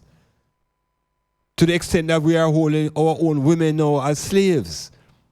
Based upon the whole teachings of that book called the King James Bible. And the Bible as a collection of books, 66 and more, is not the whole problem. The problem is a few of the books. The Genesis, the Exodus, and the Revelations. These are the books that trap and confuse the mind of the African. And it all begins with a backwards ideology of woman coming out of a man. Yet we know that throughout nature, it is a female that is the bearer of the fruit. So you see, until the religious people them can tell me how that go, they are part of the confusion. And the confusion begins in the fable. And it goes on and on and on and on. We are in 2018 in a state of confusion. Metamorphosis.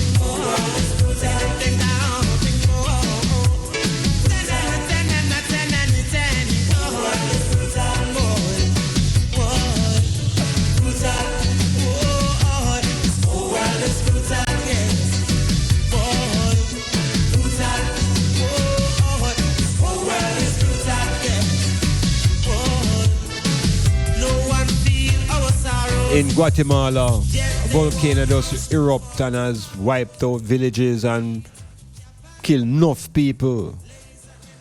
In Hawaii, the volcano has erupted, wiping away societies and peoples. All of these are acts of God. The devil has nothing to do with these destructions. Satan's name cannot be called. These are all acts of God. The same God that the Bible is telling us that I and I must be fearful of and embrace and send prayers to. We have to stop and check, man. Where is the violence? Why so much violence out of this God? Why so much violence? And even the good book is a book full of good violence. It's condemned, can we?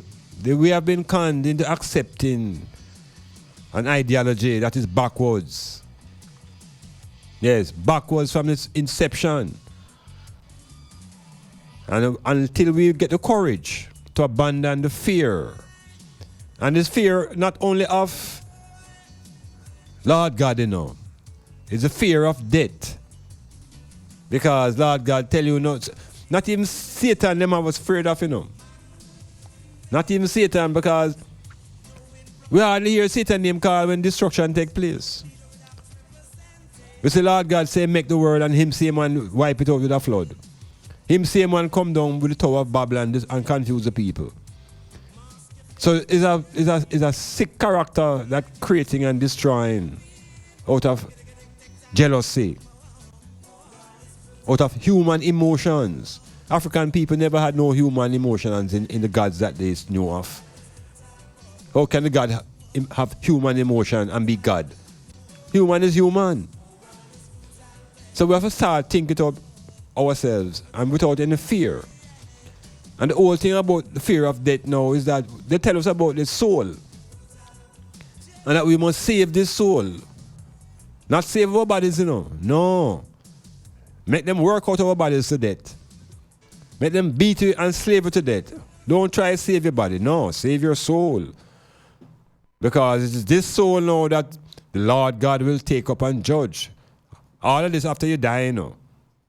So we don't have no evidence of it taking place. It's imagination. Driven by fear. What we need to know as a people is that death is a transition. Welcomed by many when the body gets too tired. And the transition and the hope for what you call the future rests not in you trying to live forever. This foolish talk about everlasting life. Everlasting life is something that is genetic. Genetics is a foundation to ever living life. Everlasting life. And if life is everlasting and sickly, it's not worth it. We're talking about ever healthy life. And it's all about how now we take care of our offsprings. Because they are the future. They are the present. They also represent the past. They are the now. And so once you begin to disrupt family life and disrupt relations, we begin to disrupt our own future. Which is our reality. This soul business now, soul is really at your foot bottom, you know. Or your skin. That is the soul of black man. With soul case. Our skin. There's nothing airy-fairy that will float out of us when the body gets tired and exhausted.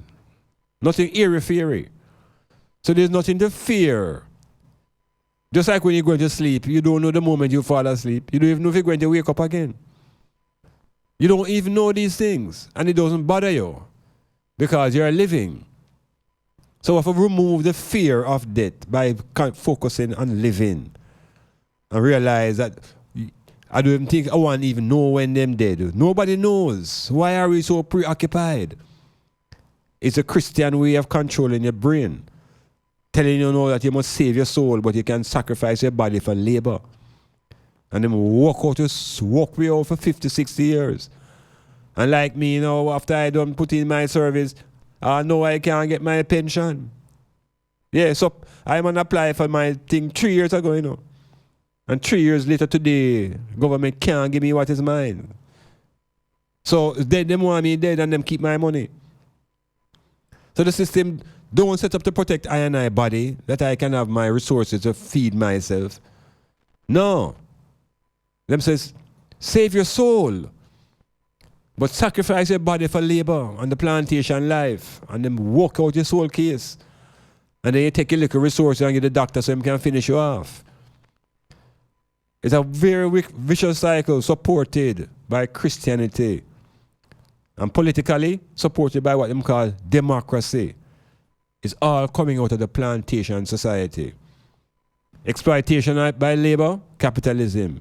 Exploitation of spirit and soul and body to capitalism.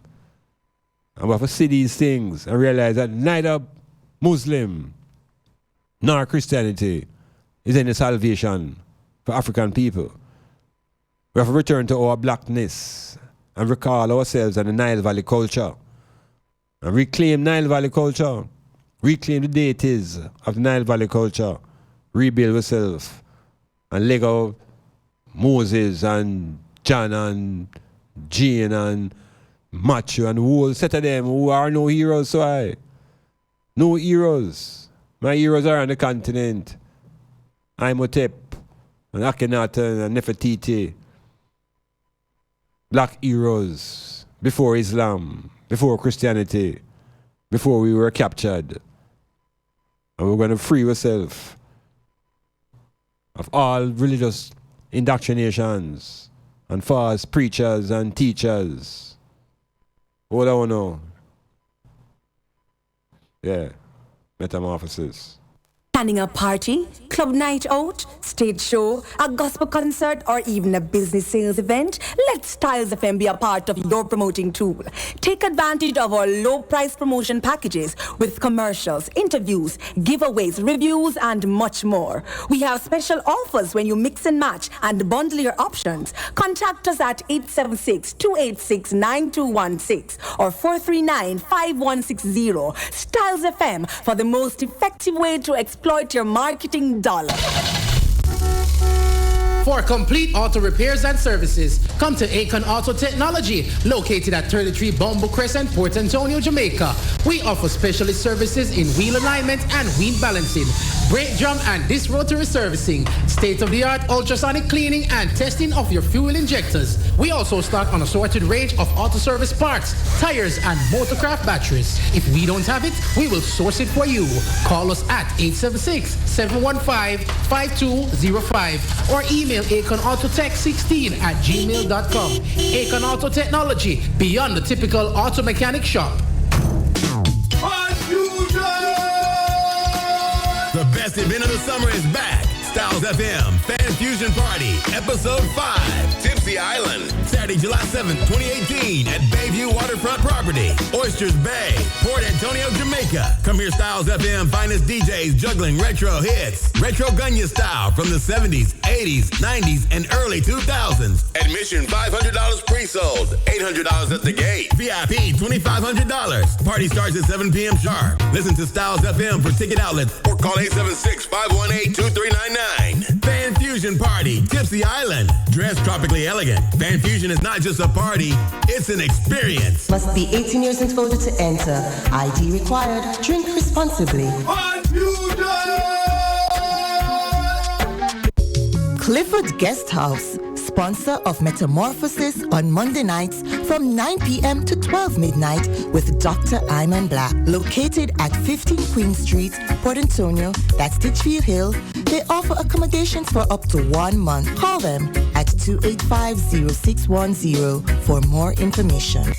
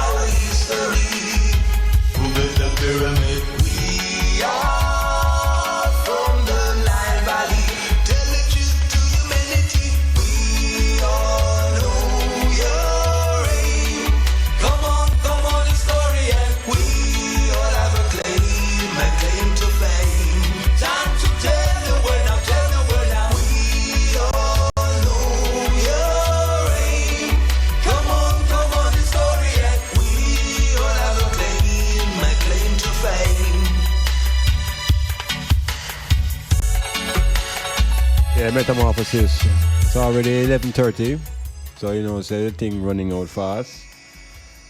And I just want to use this section, of course, speak a little bit about what's going on in our story from African perspective, black perspective, without any apologies to any other groups or nations. And again, you think about this thing about we are heavily influenced by religion and politicians. This concept of a church and the state. And the church and the state really are dynamic forces, but they are really one. They're really one because the one power is really the church. And the state arm cannot grow out of the church to deal with everyday affairs. The church cannot set up to control your life, what them call on spiritual level. Tell you what you believe and what not to believe, and try to point you to what is true and what is not true. Well, the thing that is critical about the Christian religion is this symbol that they draw upon all the while called the cross. And this symbol of the cross is what a lot of people in the religious world hold very dear to themselves. And the cross is supposed to symbolize now the whole Jesus experience. There are some denominations who put Jesus on the cross and you see him kneel up, and there are some who have the cross and they don't have him on him. Some of them tell you say him up on the cross because he has been crucified. Some tell you say them take him off the cross because he has been resurrected. So the whole of them back and forth argument about this thing called the cross. But you see in ancient Egypt, the Nile Valley culture, and I never have no cross for deal with, you know. We never have no crosses, you know. We never have no crosses to hold on to as no symbol of any life and all them things there. Because we had a symbol of life already. That symbol was the ankh. Right? Symbol of life and fertility for African people in that Egyptian culture was the ankh. And the ankh was really a symbol that represents the male and the female. Their organs. And that is the key to life. Fertility. The Europeans come and twist it around and tell black people know that is the symbol of the devil. You know, everything that is good for us, white man call it the devil. And all that is not good for us, them say it's of God. It's a backways program them have us on for almost 2,000 years. This cross now has become our burden because its cross is we take up. Because on this cross now supposed to be a man who them nail up. And this man supposed to come now to save the sins of those who were of the generation of Adam and Eve and Cain and Abel and those kind of characters.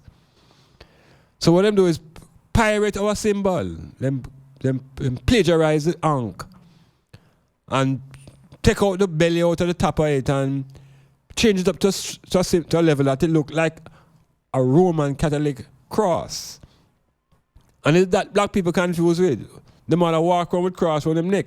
Look at what people is with chain around them neck. With the cross. This cross is, a symbol of death. That's not a symbol of life. It's a symbol of death. And but because them believe that this figure that died shall born again, them think it's a symbol of resurrection. It's confusion that, that is the heights of confusion psychologically. The symbol that they glorify is a symbol of death. What African people had before the Christians come with them thing was a symbol of life. The fertility symbol, the symbol of the ankh. If you really want to begin to make a shift in your psychology, throw with the cross. Fling where the cross is. And embrace the ankh. And see if your spiritual life and your psychological life don't change. The cross is about crosses. The cross is about death and suffering. And that's the memory that black people walking around with, death and suffering. Then what will be the condition of your life? You will only manifest what you're having in the meditation. So we can reclaim the ankh and leg of the crosses. And at the same time again, I tell you earlier, the same cross that black people told to worship, the white man, the Ku Klux Klan man, burn that on black people land and drive fear into black people. Because imagine now if we have this great fear of the Lord and the symbol of the Lord, which is the cross, and a white man come and burn that, it must be dread and terrible. It must be even more terrible than the Lord. Because the Lord don't afraid of him. Him can burn the cross of the Lord. What for see the thing for what it is, We'll see for what it is. And realize that we're giving power and credit to the evil. We're giving power and credit to demonic forces and things. So that is what God is. So the cross in ancient Egypt was not something that people glorified. It wasn't even there. And it's out of that same ankh symbol, the Germans developed them swastika. all of it coming from the foundation symbol of life, the Ankh. Visit ancient Egypt. Look at all of the images of the pharaohs, and you see them almost always have the Ankh in their hands. You see the symbol of the Ankh on sometimes the crowns of the pharaohs. This is royalty, This is our royalty, our dignity. And if our dignified royalty wear this, it must be symbolic and important in the life of black people. If you want to be conscious and brave, leg of the cross. And hold on to the Ankh if you need a symbol that represents life. Metamorphosis. Those who can hear me, I say, do not despair, do not despair, do not despair. A judgment, a judgment, a judgment, a judgment. I said this world was created in a circle. Peter Mackenzie. I hear you. Peter Mackenzie said total destruction is the only solution of religious indoctrination. Yeah, man, we have to mash it down that lie to the ground.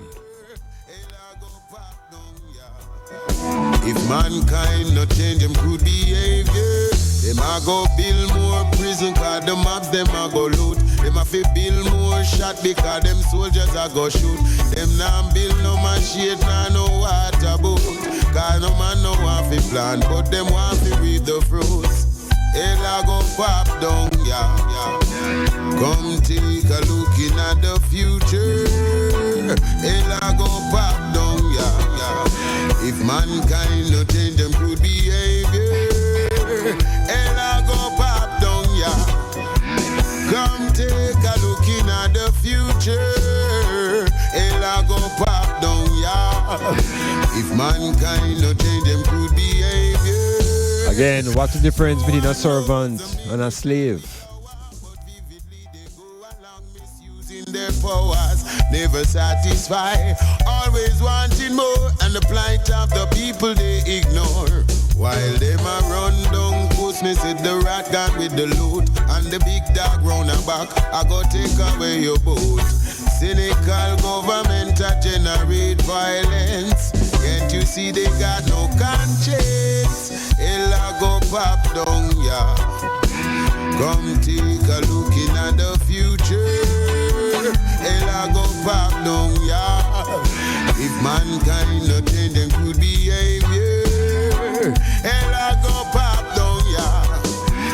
Come take a look in at the future. Hell I go pop down, yeah. If mankind no change them good behavior, judgment, I say a judgment.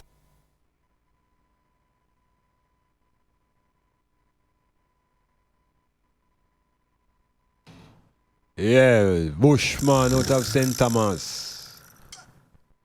Letting have some music upon us. More Bushman. It's a way of life and not a religion. A tradition. Make up your mind. Hold on, make sure a King Rastafari you are hailing at this time. Make up your mind.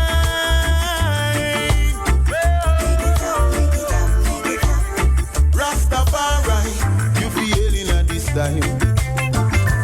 Nobody might heal Rastafari. They no mean it from them heart. No, never walk the walk, but never talk the talk.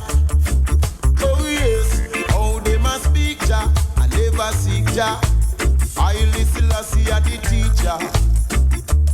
I and I come fi burn out imposter. Kill Rasta, make up your mind.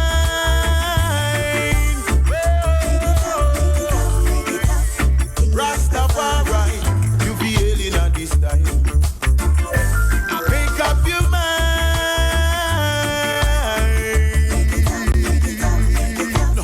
Rastafari, you be hailing at this time. Yo, Rastafari come with a message that cause enough confusion amongst the confused people of the Bible.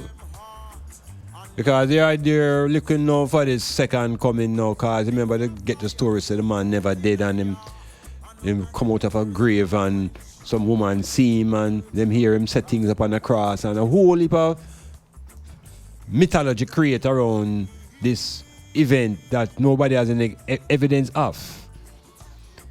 The man died and put on a cross on Friday, and by Sunday them take him down and call it 3 days. And no evidence of death certificate, no test of a man being dead. We don't know whether the man was unconscious. There's no evidence, no historical evidence of nails killing a man in 24 hours or 48 hours. So as a scientist, I'm not holding on to no fables. You see man go into coma for all months, years, and come out of the coma. So we don't know how you can convince me some man dead because you put 2 nails in them on them foot. There's no evidence of death. So means one of the man who not into that story about no man dying and going into the grave and coming out and going up in the sky. I'm not into that. But for those who want to join that story, it's like joining the story of the cow jumping over the moon. Fiction, fable. Rastaman now in reading that same book and having his Afrocentric perspective, start having problems with the Jesus thing. Enough problems. Because holding on to black identity and African identity make it difficult now to see your salvation in a European. The same European who bring you into chattel slavery. The God that them teach you about now, we tell you now that him going to send a son that look like the owner of the slaves. And you must ignore how him look because God sent him. So God couldn't send a different looking character. He couldn't send a Chinese looking man. He couldn't send an Indian looking. Why am I send a man who Michelangelo paint to look like a white man? The Rastaman had problem with that from day one. We can remember, all of us get the same Bible, Them get all of it the same force-feed Bible. And because Rastafari started read the Bible with an intention of claiming an identity that is not British and not Jamaican, but African. It forced the mind to look for a salvation and a savior out of your own being. The Rastaman read in the book said the same God of creation made man in image and likeness of that God of creation. So when I start examining now this Jesus story, and then we see some pictures of the Jesus, some blue eye and long hair and business and pale skin, instinctively rejected, automatic rejection that the Baka could look like that and that be our salvation. So the Bible again is where man go read because at that book them give away, Not for we never know for read nothing else except Bible, It just where they with Dr. Ben Yochanan and Henry Clark, and we're getting literature now from black scholars who have done their own research and have come up with a reality that we realize now that the Jesus image was a painting by a European painter. And then the Christians now, the Negro Christians now, who are ignoring and denying African identity, tell you it don't matter. It don't matter whether Jesus was white or black. It doesn't matter because them say him is the Son of God. Well, the Rastafari said it matter. That the God that the Rastafari know and was worshipping would not send an alien looking salvation. No way. That is contradictory to thought. So when the Rastaman started read the same Bible and started read Old Testament just like everybody and reading the laws, we come from a law that talk about the Nazarenes and that Samson was a Nazarite and Samson was a man of God who was a laxman because Samson never cut no hair and never trim him face. So Rastaman started embrace the concept of the Nazarite and the closeness that the Nazarite had with the concept of the God. The Jesus comes now and is also from Nazareth and is a Nazarite. And Rastaman said, well, him too must be of the same nature, where him don't cut him here. No, because of the region where the stories are being projected, the Jesus is not a European. So the Jesus don't have European here. And if you don't cut natural black man here, it's going to nuts up automatically because of the magnetic properties in the hair. We have keratin in a black man, have keratin in them here. So if the Jesus born and grow in the region that we are told and run away with his parents to live in Africa for 18 years and then return at age 30, then the Rasta man in his own knowledge of geography and climate and history begin to put African features now into the Jesus. And the Bible who suggests that Jesus was a Nazarene mean Jesus was a lax man. So why does the Rasta man get a fight because him grow locks? Him looking more like the Jesus than the Christian. God, most Christians have bald. Most Christians shine off them head. And yet, the image that them worship and respect have locks. Confusion to the highest level out of that same one book. So Rastaman have come and have Africanized the image of Jesus.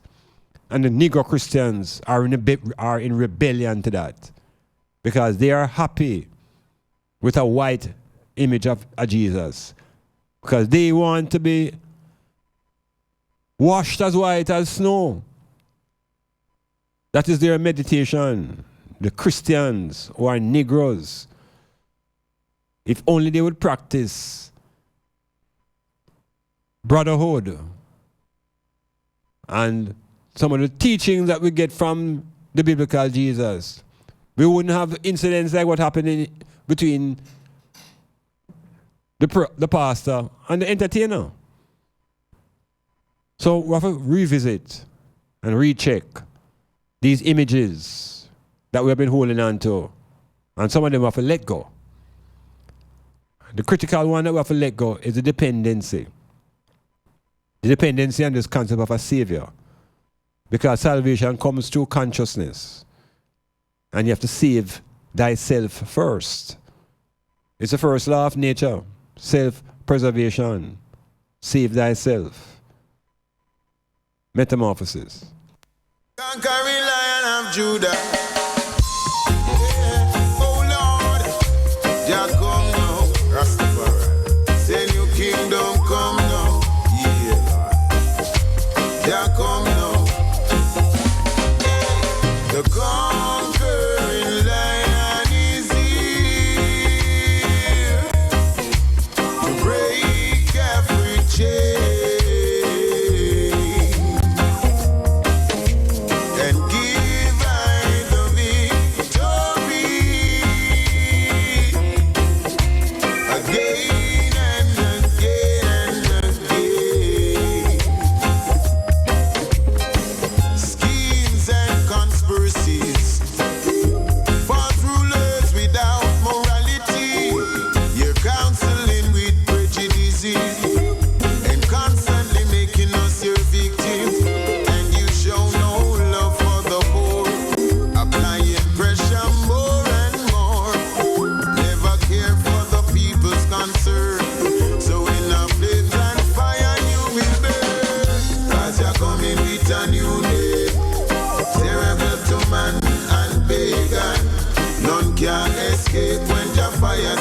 Kindle and the earth that shake.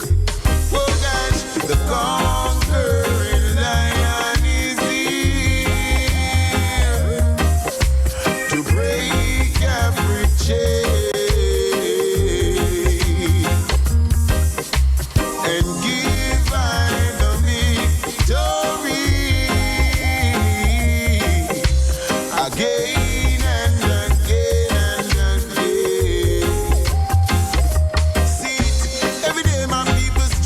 Survive in a world of poverty and genocide, and the basic needs for them to stay alive makes it so critical.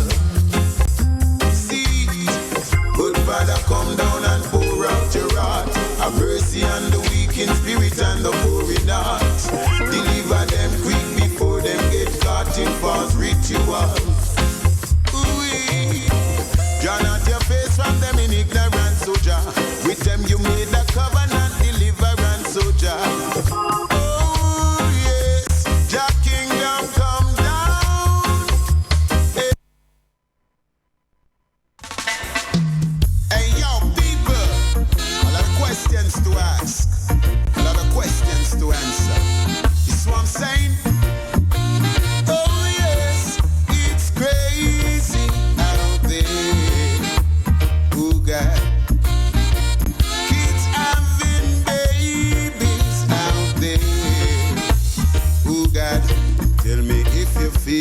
no gravity. In this impoverished society, double standard without no equity. Repercussions in a triple tragedy now. So I want you tell me how you living.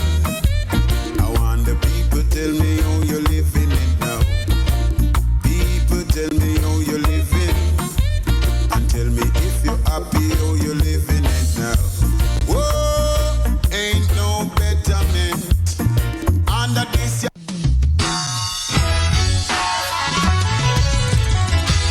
Oh yeah. Oh yeah. Give praise to Rastafari, and all praises unto Jah. Give praise to Rastafari, and all praises unto Jah. So many days, so many nights, I faced this rugged life with gruesome fights just to get a bite. My friends and my environment sometimes may do me wrong, but by my faith I keep holding on. So I give praise to Rastafari, and all praises unto Jah. Give praise to Rastafari, and all praises unto Jah. The youth today are so confused, they don't know what to do. They passing by for what they think is right. Life for them seems so hard, they don't know where to turn with lessons that they need to learn. Give praise to Rastafari. Yes, I giving thanks and praises for the opportunity to be at Styles FM. Another metamorphosis coming to a close. Give thanks for ones and ones who have been listening, both locally and outside the country, on whatever device you use. We see the importance of science and technology. These things are not generated by belief. We don't drive a car on belief. The car is driven on a certain amount of scientific knowledge. And so we're saying to the black people in the world, we must begin to move towards scientific knowledge and less of beliefs and superstitions. And that book that we call the good book is a book of confusion and a book that promotes superstition, doubt and fear. Book of war. And until we free ourselves from those type of books and begin to get more acclimatized, so books that were generated along the River Nile, the culture of the River Nile. So we hear about the good book, and then it suggests that there is also an evil book. Because if God have a good book, then you think that Satan must have an evil book. Well, the Europeans set it up that way, you know. Him call the Bible the good book, and him call our book now the book of the dead. Yeah, him call the book that black people must gravitate and have in them house. Him call it the book of the dead. So none of us not go and own that, you know. The book of coming forth by day and night. That is our scripture that speaks to the gods and the goddesses and the pantheon of gods that manifests itself through the universe. But instead of that as our framework, we're locked up into the Christian box. And in that Christian box, you have two forces, one named God and one named devil. And they always at each other's throat, but none can defeat the other. It's a crazy box to be locked into. And the greatest fear is not about the devil, it's about God, because God has created the most destruction in that box. From the beginning to the end, it's a book of destruction. And you wonder why black people are so destructive, because we're under something called a blood. Under the blood, we are being driven by blood, and blood is a cannibal vibration. So how can we have a country that is being powered by the blood of Jesus? It's death and destruction on the country. And you look around the world where these religions are dominant, it's poverty that rule the place. So politicians now are men who understand these things and hide behind the religion and scam the people. Because they can always promise and promise and promise. And they know that two of you share the same promise. The promise about the Lord. So all of them is the same. The politicians and the preachers. Because when the politicians are under pressure, them tell us that divine intervention will relieve the situation. True wisdom will come from above. They know they don't have the answers in their brain, so they project it up into the sky. Well, Africans didn't build the pyramids and set up our culture out of looking in the sky. We look into ourselves for knowledge. We looked into nature. And we mastered physics and mathematics and the chemistries and the sciences. Engineering. That's what we have to reclaim. And let go the superstition. And let go the inordinate fear. And this desire to get into this aerial space where there's limited amount of spaces available and black people fighting to go and live up into the sky. Look here, man. 3 astronauts just come from the International Space Station. They just spent 5 months there. An American, a Russian, and a Japanese. There are no African people in making that journey. So anybody who wants to travel in space without vessels and vehicles are insane people.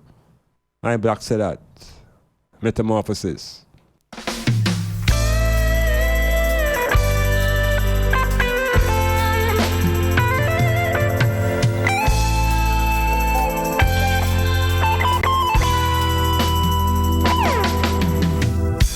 Now living in a Babylon ain't easy. Said living in a Babylon ain't easy. No way. Temptation on my right and evil on my left. I'll stand up and fight. Oh yeah now. Sadamasagana. In a positive way. Sadamasagana. In a positive way. I've got to pray to Jah to have some mercy. To keep me safe and guide me to travel on my way. Temptation is so strong, but I must fight it. I'll stand up and fight. And again, I want to remind my listeners that if you come on my Facebook page on Thursday from 7 to 9, that's at Doc Iman Blak, you get a good 2 hours continuous reasoning as we approach the World Cup in Russia. Series called To Russia with Love. So from 7 to 9, and if you can't find the time to be there, you can also check me on my website at www.imanblak.com, IMANBLAK.com, and you can go onto the section that says podcasts. And you can hear the broadcasts of these issues that I speak to about sports. So, it's really that again for another metamorphosis. I have to give thanks for my engineer Cassidy, who's quite efficient in his silence. And of course, Jacko and the forces at Styles FM. People of Port Antonio, so give thanks that you are present and listening. East Portland, West Portland, St. Thomas, East and West, St. Mary, East and West, St. Anne's, East and West, and all other parishes, East, West, North and South. So you give thanks for the opportunity to speak to the item. And for those who are off the planet, off the island, all the brethren on the African continent, in Kenya and in Nairobi and in Zimbabwe, we say all people on the African continent, Black Power. All the ones in North America, Central America, say Black Power. Australia down under, and the rest of the Europe and other places, and close at home in the Caribbean, to say give thanks that we have these various mediums and we can exchange thoughts and we can think. And the idea is to think freely and be respectful of others and their thinking, knowing that free will is not as free as we may imagine it to be. Because if you surrender your will to a master, then you're not free. So the servant and the master, the servant and the slave, both have masters. And so the people who are following the Jesus are still slaves. Slavery is slavery, no matter what shape or form it may appear. And I is in complete rebellion and resistance to slavery. So, you can call yourself a servant. You can even call yourself a civil servant. You're no different from the slave. You are a glorified slave. You're a noble slave. But you still have the master. And as long as you have the master doesn't look like you, and the master is an alien force, you're a slave. So make a shake off slavery, shake off the Jesus, shake off the Muhammad, and begin to embrace the divinity that is the I. Peace. Rastafari. Eternally, it's the voice that sets me free.